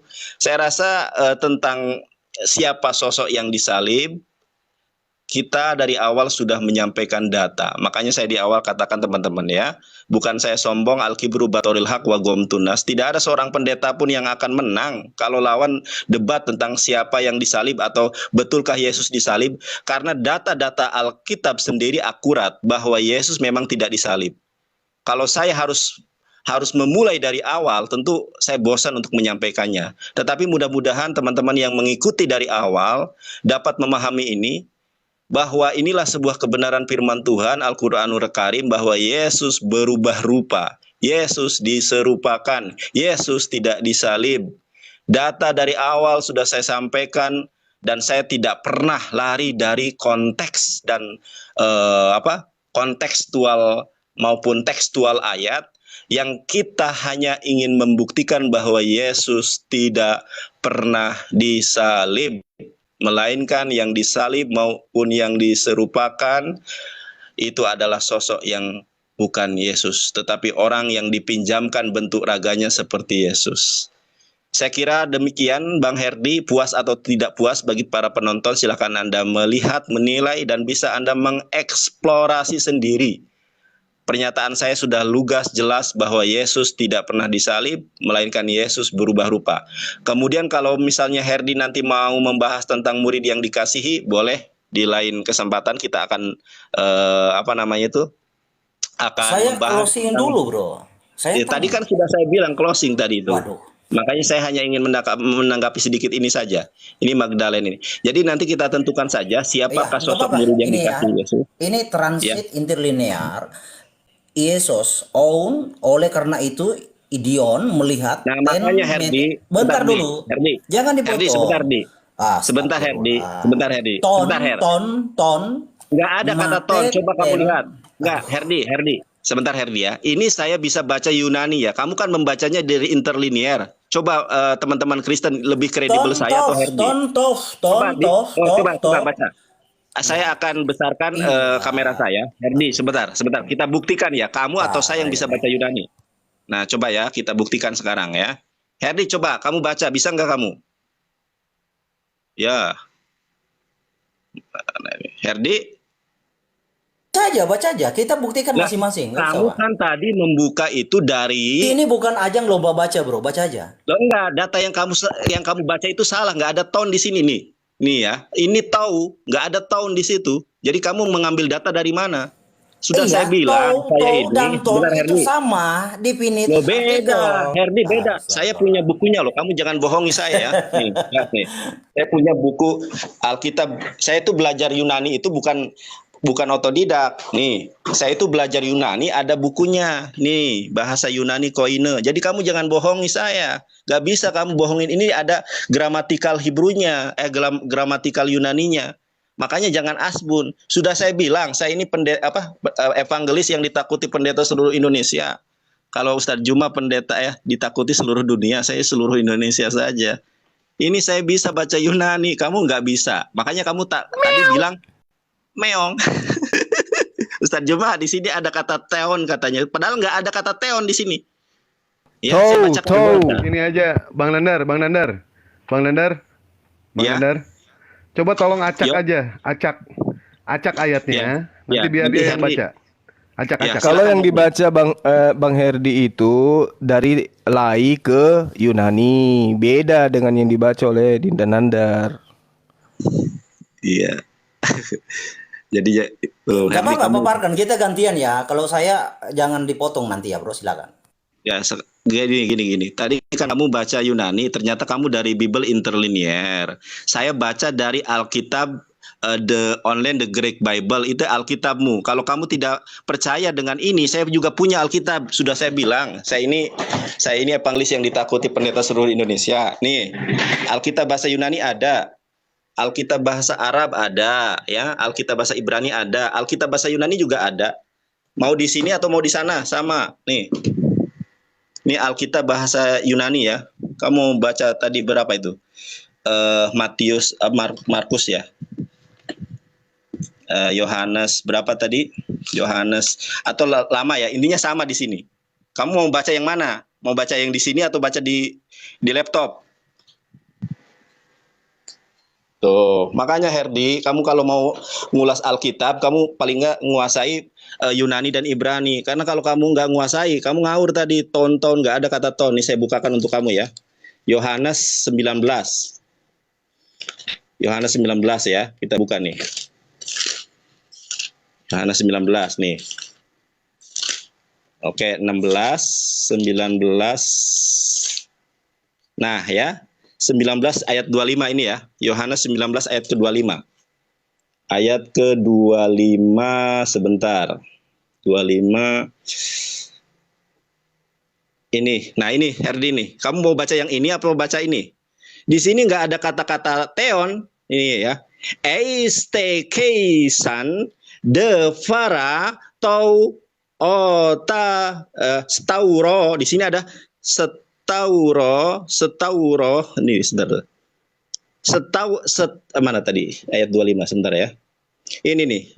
Di sini tertulis setauro tau Yesu, bukan tahun. Ini tahun nih. Ini tulisannya mirip bahasa Indonesia loh. Tahu, nggak ada tahun di situ. Tahu Yesus meter hauto nih, dia juga hauto. Kai mana sih? Kai adelve tes metros hauto Maria hetau klova kai Magdalene.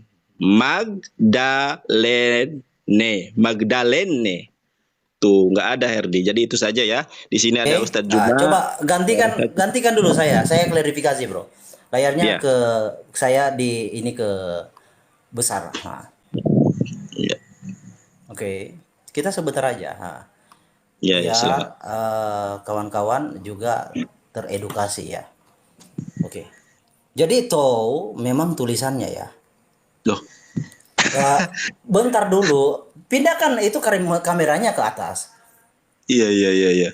Kamu interlinear. Saya layarnya di atas. Kayak tadi lah kawan. Masa hanya you yang dibesarkan layarnya, saya enggak. Kan Ya ini enggak tadi ini sudah kecil Herdi. Ini sudah kecil. Kamu klik nama saya, lalu pindahkan ke seperti kamu melakukannya terhadap dirimu. Nggak bisa. Ini gimana caranya? Kok nggak Udah kamu baca aja. Nggak kamu baca aja silakan. Jadi kamu kan baca di sini tulisannya, Ini kan Iya. baca Yesus. Aduh, sebentar dulu lah. Nah tuh, kamu sudah ngomong udah salah. Iya. Herdi, Oh, aduh. nggak ada kata Yesus di sini, Herdi. Ampun. Di ayat ke-25 ini nggak ada Yesus. Saya baca dari awal ya. Ayat 26, Keisan Dek. de para Aduh. toro. Nggak ada kata Theon, nggak ada kata Yesus di situ. Di sini tertulisnya Yeso, bukan Yesus. Ayo. Yesus, Ya kamu itu interlinear, Herdi. Aduh, parah kali nih orang ini. Gini aja Bang Nandar, biar Dewa yang ngalah turun. Bang Nandar acak ya. Acak ayatnya Yunani, jangan yang itu. Acak, suruh dia baca. Itu aja ya. Jangan sampai interlinear. Dewa turun dulu, Ya. nggak apa-apa, Dewa ngalah. Ya. Dewa ngalah. Oke. Ngalah dulu. Nandar jangan Acak ya, dipotong. Bang Nandar. Acak ayatnya. Jangan itu, jangan. udah, bro. 126, Aman. 125 kayaknya tuh. Coba dilihat, Takut. lihat bebek 25 apa 26. Kalau interlinear gue juga jago. Ada. Itu Bang Nandar 26 apa Oke. 25. Jadi Sebentar, kan, kita buka dulu ayatnya. Aduh, Buka- Nandar. enggak, gini, tolonglah bukan dulu ayatnya. Bro. Ya. Tolonglah. Kamu tenang dulu, kawan, ya. Oke, Jadi- kita lihat. Iya, Yunani dengan Ibrani penulisannya dengan baca beda. Yesus, ini tulisannya bacanya Oun. Lalu ini tulisannya baca Idon. Lalu ini bacanya Ten. Terus lanjut ya. Lalu ini tulisannya Yunaninya bacanya Metera. Kai ini tulisannya bacanya Kai. Lalu Tou bacanya Nandar. Tou bacanya Nandar. Tuh kan? Bacanya Nandar kan? Nandar. Oke, sini nih baca aja nih. Bentar Dibaca. dulu. Coba. Sebentar dulu lah, kawan. Ya, jangan begitulah. Jadi Tou bacanya Nandar. Lalu ini Loh. bacanya Mateten.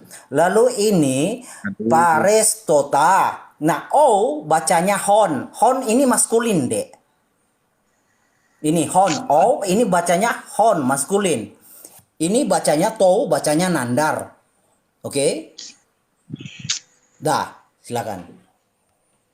Gini loh masalahnya gini ya. Inilah ya teman-teman. Lo ketawa kamu. Kamu salah, Herdi. Ini nih, dengarkan saya. Yohanes 19 ayat ke-26. Ketika Yesus melihat ibunya. Jadi kalau kamu mengatakan itu adalah Hon itu mengacu kepada seorang laki-laki, maka itu mengacu kepada Yesus. Kita lihat ya. Kita lihat, Herdi. Makanya gini, Herdi, kamu nggak bisa baca Yunani tapi sok kemeruh nih. Aku bacakan kamu ya, aku ajari ya.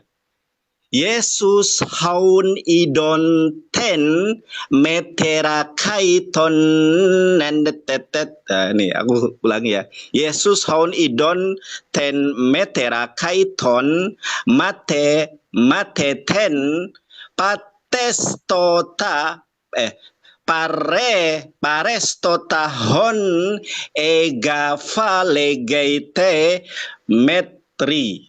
Ya, gunai heide ho uso. Nggak ada di sini. Di sini mengacu kepada seorang perempuan loh. Nah, di sini bisa kita lihat ya, di Yesus. Ya, haun. Di sini haun ini mengacu bukan kata kamu yang bilang gitu. Tadi apa kamu bilang itu untuk perempuan? Bukan ini. Ini ada penjelasannya di definisinya. Ya, kemudian di sini ada juga ya hidon, ten, metera. Metera ini mengacu kepada mother atau ibunya Yesus. Kai, ton, ya, ton itu mengacu kepada bukan kata ganti si atau he, tetapi mengacu kepada this, that, gitu kan. Kemudian di sini ada tertulis ya mate ten, matrestota hon. Kemudian Gava nggak ada. Di sini mengacu kepada seorang perempuan yang bernama apa? Bernama Maria Magdalene. Makanya di sini dituliskan gunai aide ho hiuso, ya. Hiuso. Saya rasa ini cukup jelas ya, si Herdi. Gini Herdi, kamu dilihat oleh sebentar Herdi. Udah, nggak apa-apa. Saya ganti ya. Kamu Nggak dilihat. apa-apa. Kita gantian, bukan soal kamu dilihat. Udah, Nggak, kita gini. gantian. Bentar dulu. Nandar, udah tenang. Bentar. Saya Ini kasih waktu kamu loh, kamu lihat. bertakia. Masakan kamu tidak begini, bro. Bertakia Saya kasih gimana? waktu. Kamu nggak bisa bentar dulu. baca kok. Gini. Bukan gini ya. Yesus, own, ya. Idon, ten, metera, ton. Jangan kamu mengatakan lagi nggak ada kata ton ya. Ya, ton, mateten, pares, tota, hon. Hon itu apa? Maskulin. Jadi yang perempuan itu gunai. Gunai itu perempuan. Tapi kalau hon ini murid yang dikasihinya, maskulin. Hon. Ya. Kalau kamu mau cari katanya, nih. Oh, ini tulisannya, bacanya hon. Ya, bacanya hon. Kalau ton ini bacanya, tulisnya top. Jadi top ini tulisnya, ya Salah, itu bacanya bukan. nandar. Oke, Bukan. udah. Apalagi maskulin ini, bre. Itu tidak mengacu kepada, coba makanya begini. Kalau Sebentar perempuan aja. ini gunai. Loh, Gunai loh. ido, huyos, huyos, anak laki-laki. Iya. Udah. Masih mau bukti Iya. apa lagi? Hon Loh, bukti apa yang lagi kamu maskulin. salah itu? Memang maskulin itu apa? Perempuan. Loh, Apa saya harus ajari kamu maskulin itu apa? coba Apa kita saya lihat harus loh ya ajari di kamu sini ya. maskulin itu Nggak, apa? kamu kan dari, coba kita Oke. lihat di sini ya. Nggak, kamu lihat di sini nih ya. Coba kamu lihat di sini ya. Coba, kamu coba lihat layar saya. Coba lihat layar saya. Di sini hon itu host, who, with, what, that. Itu parsingannya. Makanya kamu dari mana itu? Oke, Loh, sudah. Saya ganti. Boleh. saya ganti gimana? Orang Iya, kamu udah jelas. maksudnya biar teratur, bro, nggak Makanya tumpang gini aja, Herdi. tindih. Nah, Makanya gini aja, Herdi. ya Kamu kan nggak silakan bisa kamu. baca. Kamu kan membaca dari Silakan. terjemahan. Sebentar ya. Makanya kalau membaca saja nggak bisa gitu loh. Kamu menafsirkan sesuatu yang tidak bisa kamu baca. Kamu sekarang saya tanya, bisa baca nggak? Nggak bisa kan? Makanya saya bilang tadi di ayat ke-25, Herdi, di ayat ke-25 itu dibahas tentang sosok murid yang dikasihi itu. Yang hadir pada saat itu hanya yaitu siapa saja di situ, ini lihat nih ya. Nah, Yohanes 19 ayat ke-25, dan dekat salib Yesus berdiri ibunya, saudara ibunya, Maria istri Klopas dan Maria Magdalene. Pada saat itu yang hadir di sini adalah 3 perempuan. Perhatikan ini. Yang hadir pada saat itu adalah 3 perempuan, makanya di sini dikatakan hanya 1 murid yang menyaksikan penyaliban Yesus. Orang gereja Katolik mengakui kok bahwa Maria Magdalena ini adalah murid, bahkan rasul dari para rasul. Dan dekat salib Yesus berdiri ibunya, saudara ibunya, Maria istri Klopas dan Maria Magdalene. Jadi hanya 3 orang perempuan saja yang hadir pada saat itu. Nggak ada sosok laki-laki di dalam Yohanes 19 ayat 25. Bahkan 24 nggak ada sosok laki-laki. Makanya di ayat ke-26-nya ini saling keterkaitan antara Yohanes 19 dengan Yohanes ayat ke-25. Ketika Yesus melihat ibunya dan murid yang dikasihinya, di sampingnya berkatalah ia kepada ibunya, "Ibu, inilah anakmu." Nah, ibu, inilah anakmu. Nah, di diksi apa namanya itu? Di Yohanes 25-nya ayat 26-nya. Bentar.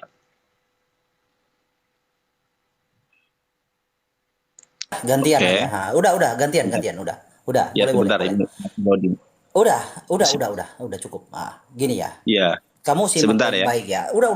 Udah. Kamu simak baik-baik ya. Jadi kata yang diambil di sini tentang ton yang diambil ya, yang bentuk singular, lalu mateten itu bentuknya singular, dan perestota ini singular, bukan maskulin ya. Ini maskulin ya. To dibaca nandar, definitive article, singular maskulin. Mateten noun ditulis dalam bentuk aktif singular maskulin. Jadi maskulin. Peresota yaitu berdiri, murid, mateten murid, itu murid mateten itu maskulin.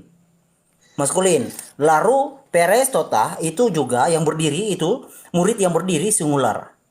Ya, maskulin. Jadi dari mana kamu dapat feminim?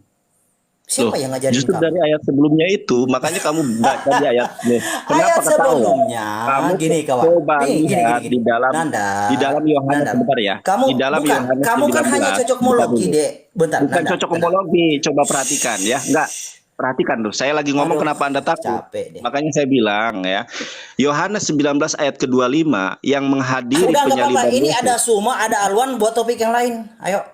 Itu kan udah, kalau udah kementok ya udah, Bukan, karena silakan kamu Bang tidak Dimas. ada argumen lagi. Karena saya membawakan contoh, ya. Saya membawakan Yohanes. Yohanes terakhir, ya. Kitab Yohanes terakhir. Kamu mata di papan tulis, kamu lihat, ya. Yohanes terakhir, kamu baca dong. Makanya kamu harus ada data dukungan. Jangan hanya mentok dalam satu data. Diskusi itu kalau you mau berpolemik harus banyak referensi, bro. Jangan hanya mentok. Ini Yohanes pasal terakhir 21. Ini penampakan Kristus, ya, yang terakhir ketika dia bangkit. Di sini ada narasi. Jadi murid-muridnya itu lagi di perahu menjala ikan. Lalu Yesus itu ada di pinggir pantai sendirian. Nah, Oke. di sini ada murid yang dikasihinya. Dan jelas murid yang dikasihinya adalah Yohanes. Murid yang dikasihi Yesus. Ya, jadi Maria Magdalena itu perempuan ngapain? Dia mau ke pantai jadi nelayan. Bentar. Oke, Jadi saya bahas gini sedikit kawan, aja. you ya. mau Saya berpolemik, tambah- jangan hanya tunduk Enggak, pada gini. satu data. You harus Iya, banyak oke. referensi, banyak literatur yang kau harus pahami supaya you Ya, makanya diskusinya menarik. Makanya saya bilang begini ya, orang Kristen bagaimana memahami Alkitabnya? Orang yang kamu baca itu kan hasil Google gitu kan. Kamu tidak bisa membaca Yunaninya. Kalau saya kan bisa ya membaca Yunaninya. Makanya kalau adu baca, mari kita adu baca. Kamu nggak bisa baca. Dan di ayat ke-25, Yohanes 19 ayat ke-25 itu berbicara, Yesus berbicara kepada 3 orang wanita. Tidak ada laki-laki yang hadir pada saat itu. Kemudian ayat ke-26-nya menyatakan kepada salah seorang dari 3 orang itu bahwa salah seorang dari 3 orang itu adalah murid yang dikasihi oleh Yesus. Coba kamu perhatikan, baca baik-baik Yohanes 19 ayat ke-25 ya. Kemudian ayat ke-26-nya ketika Yesus melihat ibunya dan murid yang dikasihinya, itu kan berkolerasi dengan ayat ke-25. Berkatalah ia kepada ibunya, "Ibu, inilah anakmu." Nah, kamu ketika berbicara tentang ini berbicara tentang bahasa Yunani ya. Bahasa Yunani itu memang ada gramatikalnya. Kemudian, tapi gramatikal itu tidak mesti. Kamu kalau menggunakan theo nih, aku kasih satu ayat buat kamu ya. Ayat Lukas 1 ayat ke-5. Ayat ke-5. Contoh ya. Lukas 1 ayat ke-5. Pada zaman Herodes, Raja Yudea, ada seorang imam yang bernama Zakaria dan rombongannya Abia. Istrinya juga berasal dari keturunan Harun, namanya Elisabeth. Coba lihat dalam bahasa Yunaninya. Ibu Rita Wahyu saja sudah pernah membahas ini. Lukas 1 ayat ke-20, Lukas 1 ayat ke-5. Coba perhatikan nih. Makanya Alkitabmu itu memang sudah palsu. Jadi coba perhatikan Lukas 1 ayat ke-5, Herdi. Kamu bisa baca nggak? Nggak bisa kan? Kalamu Nah. hanya itu, bro. Kamu bisa baca gak? Bentar. Loh iya, saya bisa baca dan bisa sekaligus menjelaskan. Kamu tidak bisa baca. Buktinya tadi tahu, kamu nggak sekarang tahu bacanya sekarang toh. coba perhatikan. Sekarang ini coba ngelawak perhatikan. atau apa, Ya, bro? sekarang coba perhatikan. Kamu silakan baca ini. Silakan kamu baca. Kalau kamu memang bisa. Kalau saya bisa menjelaskan dan bisa. Buktinya Enggak. tadi Coba. kamu baca Loh, toh. kamu Baca dari toh. Toh itu internet. bacanya ton, ya, atau Kamu nanda. itu ayat ke-25. Nggak ada teon di situ. Sekarang kamu Apa yang tolong. baca teon? Coba. Bukan teon. Sekarang begini. Sekarang coba kamu baca Lukas 1 ayat ke-5 dalam bahasa Yunani. Coba. Nggak bisa kan? Udah, itu andalan kamu. Baca sendiri aja Loh, kagak bisa iya, baca. kamu bisa baca aja nggak bisa. Alkitabmu padahal bahasa Yunani nggak bisa baca. Kemudian menjelaskan sesuatu yang tidak bisa kamu baca. Itu artinya dusta, penipu tapi menipu orang lain gitu loh. Nah di sini selek kamu gitu loh. Kamu nggak bisa baca, makanya saya bilang di Indonesia ini hanya Bambang Nursen dan Ibu Rita Wahyu yang bisa menghadapi saya. Orang kamu baca aja nggak bisa. Ayat Yohanes 19 ayat ke-25 dan ke-26 itu keterkaitan. Tidak kemudian, makanya di sini kamu tolong tanyakan Ibu Rita Wahyu ya. Di sini dikatakan tugateron loh. Kamu mengatakan bahwa Maria apa? Elizabeth. Coba kita lihat nih, Lukas 1 ayat ke-5. Lukas 1 ayat ke-5 dikatakan bahwa Elizabeth ini adalah keturunan Harun. Tetapi di sini bahasa Yunaninya menggunakan tugateron. Kamu tahu nggak tugateron itu plural atau singular? Kamu nggak tahu. Di sini ada kesalahan gramatikal. Harusnya bukan tugateron tapi tugater. Karena satu pribadi, yaitu Elizabeth. Kamu nggak ngerti pembahasan ini.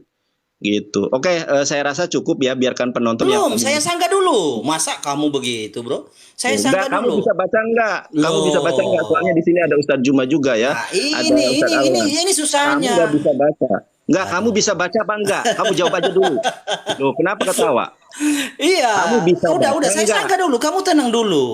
Tuh. Oke, boleh? Oke, ya. Jadi Nandar dari tadi kan hanya mentok di satu dalil itu. Ya, amat kasihan sih saya melihatnya. Nah, Sungguh enggak, miris. kamu bisa baca Aduh. apa enggak? Kamu bisa baca apa enggak? Jawab aja dulu. Bisa baca apa enggak? Nandar, kita bukan bisa tentang lomba baca tulis ini. Bentar Lalu dulu. kalau kamu tidak bisa membaca, Nandar, kenapa Nandar, kamu menafsirkan Nandar, gitu loh? Nandar. Kamu baca aja nggak bisa kok. Kamu sok-sokan bisa baca aja, baca tahu aja tidak tahu. Lalu kamu Tuh. mau sok-sokan. Oh, tahu mana baca tahu. Kamu nggak bisa baca kok, ketawa kamu. Kamu udah ketahuan. Tahu kau baca tahu baca ton atau Nandar. Itu Ayat benar. ke-25 berbunyi tahu. Kenapa nggak ada ton di situ? Ketawa Udahlah, kamu. udahlah, Nggak Nandar. salah nggak? Kamu bisa baca nggak? gantian. Udah, Coba. gantian. Kamu bisa baca nggak? Oh, sudah, makanya kamu nggak bisa baca. Ya Sudah saya bilang. sebentar, saya tutup, saya tamu, hargai tamu, bro. Oke, saya ajari sedikit Anda tentang bahasa. Oke, ya.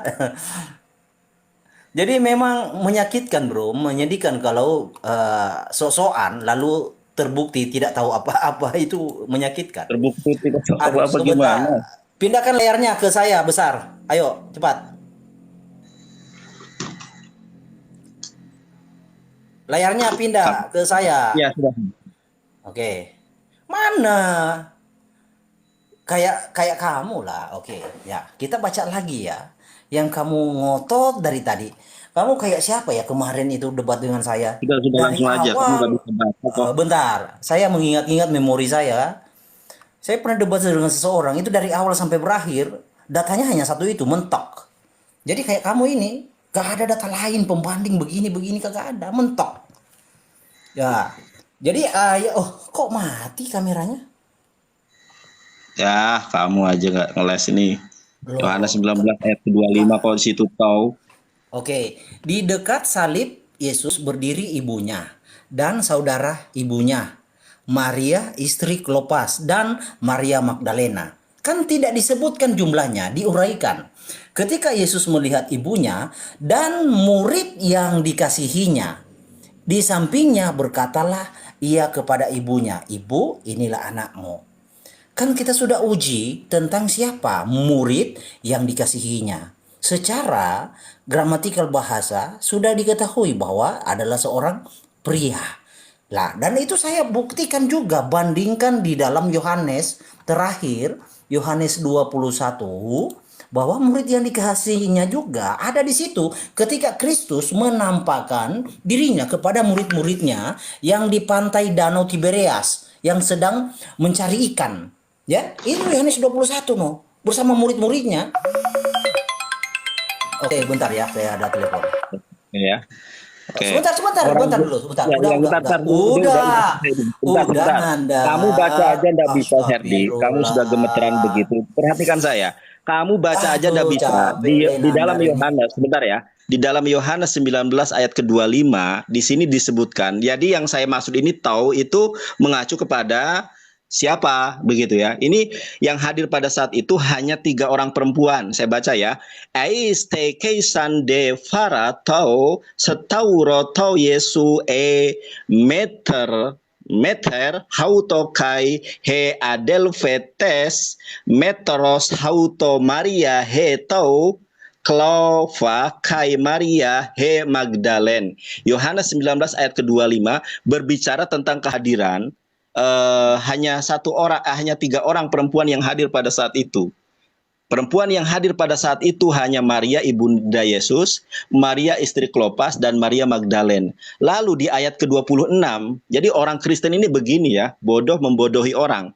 Bagaimana tidak bodoh membodohi orang? Saya bisa baca Ibrani, bisa baca Yunani. Saya bisa membacakan ini kepada kalian. Sedangkan si Herdi hanya mengacu kepada Ibu Rita Wahyu yang kemudian di situ ya ada pembodohan-pembodohan, kemudian penafsiran-penafsiran yang keliru. Kenapa penafsiran keliru? Makanya saya jabarkan tadi di dalam Lukas 1 ayat kelima ada kata-kata tugateron.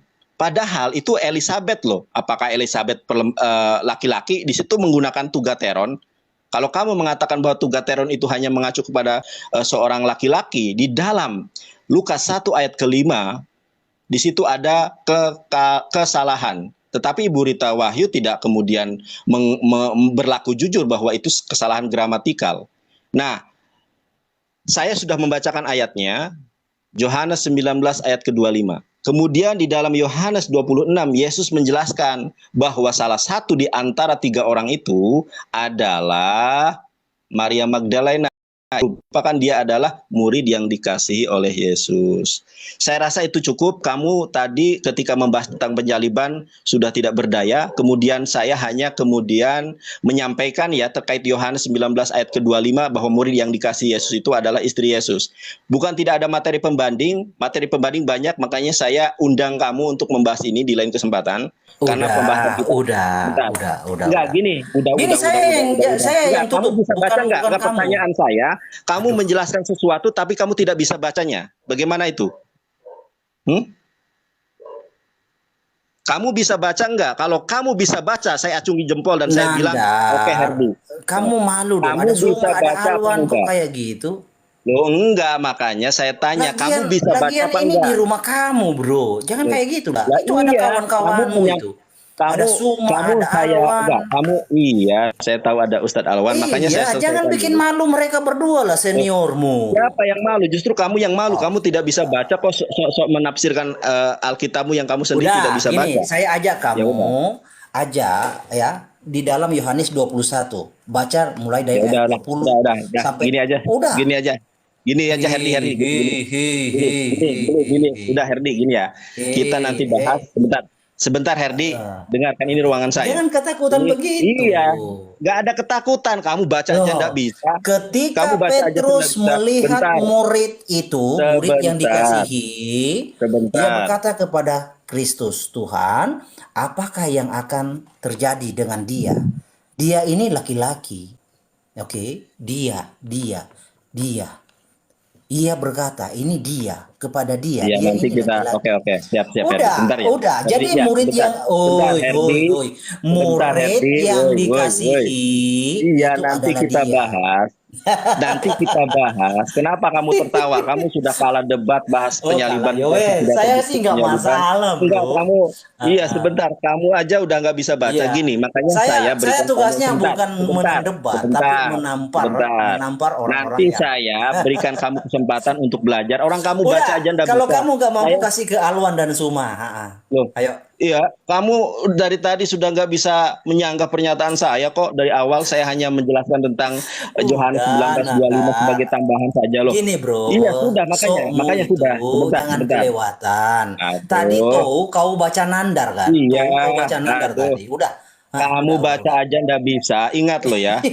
Ingat ya. Kamu baca aja nggak bisa, kemudian menjelaskan sesuatu yang Ya tidak bisa kamu udah baca. saya kalah ya. Makanya, Oke, silakan. yang Oke. cocok Udah. menghadapi saya Oke, itu udah. adalah Bambang Nursena, bukan kamu. Orang kamu di sini sangat jelas di ayat ke-26 itu tertulis tahu ada 3 orang yang kemudian hadir pada saat itu, Maria Magdalena, Maria istri Klopas, dan Maria Maria ibundanya Yesus. Nanti kita bahas di lain kesempatan. Saya sungkan dengan Ustadz Alwan dan Ustadz Juma. Silakan kalau kamu berdiskusi dengan Ustadz Juma, silakan. Saya berikan waktu dan kesempatan. Boleh. Ya. Yang penting teratur ya. Ya, silakan Ustazi. Sebelum ke Bang Dinda Suma Alwan, mungkin. silakan dek, silakan. Saya ada kegiatan sedikit. Siap. Lanjut. Siap. Ya saya ini dulu ya, gini. Malik ini coba framing bahwa Ustadz Nandar itu salah baca. Tidak, yang salah itu Herdi tadi menunjukkan yang ke-26. Iya. Sementara yang dibaca Ustadz Nanda itu ke 25. Jadi itu nggak nyambung gitu.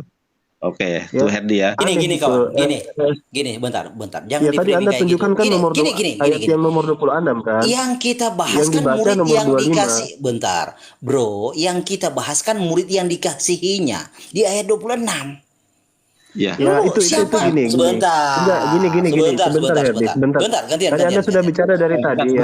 Anda sudah bicara Sebentar dari ya. tadi. Sebentar ya Herdi Saya ya. jelasin aja, saya jelasin. Saya paham kok ini Iya. masalahnya. Karena saya yang nonton dari luar gini. Jadi Ustadz Nandar, karena dia mentautkan ayat 25 dengan 26, maka dia startnya dari 25. Itu yang dia baca gitu. Jadi itu jangan pakai narasi salah baca. Yang faktanya di sini kan yang bisa baca Bang Nandar gitu. Nah, iya. Jadi itu framing yang menurut saya tidak terlalu substantif ya, tidak terlalu substantif untuk di ini. Yang kedua ini nih saya perlihatkan sedikit ya. Bentar ya. Iya, jelas kok di sini ayatnya. Saya bacakan ya sekali lagi ya. Este kaisan de farato setaurato. Nah, di sini kan setaurato Yesu he meter hauto kai he adel fetes metros hauto Maria he tau klova kai Maria he Magdalen. Ini Yohanes 19:25.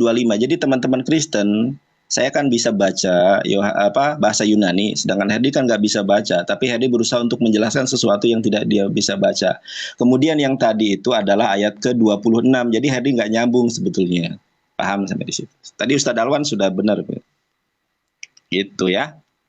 Gantian dong. Masa hanya kalian, bro, bisa framing? Loh, kok framing? Nggak, Lah kamu bisa iya. baca apa enggak? Aduh, soal baca itu mah gampang, ada tertulis. Coba Udah. baca. Coba kamu baca. Enggak, kamu katanya bilang kalau baca gampang. Iya, Coba baca. biarkan saya. Kenapa harus Coba kamu baca. atur? Iya, Aduh. coba kenapa? Enggak, kamu katanya tadi katanya kamu Kamu ketakutan bisa baca. sekali, bro. Kamu katanya tadi bisa baca. Sekarang disuruh baca nggak bisa. Ya udah, mana Alwannya? Lo kok kabur Ya, Alwannya? enggak, Bang Alwan bukan kabur, iya terpental ya. Ya, orang kamu salah baca. Ya aku udah, baca 25, kamu- kalau Alwannya udah gak ada, karena Suma juga gak mau debat dengan saya, ya. Kita di lain waktu aja diskusinya, oke? Thank you ya. Saya izin pamit. Selamat malam Loh, semua. pamit katanya mau diskusi. Lah, lawan siapa? Suma udah takut dengan Malikil. Takut. Anihu. Coba tanya Suma. Dia nggak berani. Hah. Serius. Enggak, gue juga pernah di prank berapa kali sama dia ini. Kena prank gue. Kalau Dewa mah buang-buang waktu sih menurut saya. Sama Ustadz Alwan. Ya coba sama, gue juga buang Ustadz waktu Alwan, sih Mbak. sama lu, Her. Ya. Soalnya kenapa gue udah Kapan-kapan di prank aja ya, 3 kali. kita diskusi Di prank lagi, 3 yuk. kali sama Malikil, ya kan. Sampai gue pernah dimaki-maki sama dia. Dia pernah mengatakan ke gue itu harus paham bahasa asli. Nggak taunya bisanya cuma anihu, ego emi. Cuma itu doang ya. Ya, kabur. Maaf tadi kepental saya tadi. Enggak, dia Iya, percuma iya. udah kabur dia.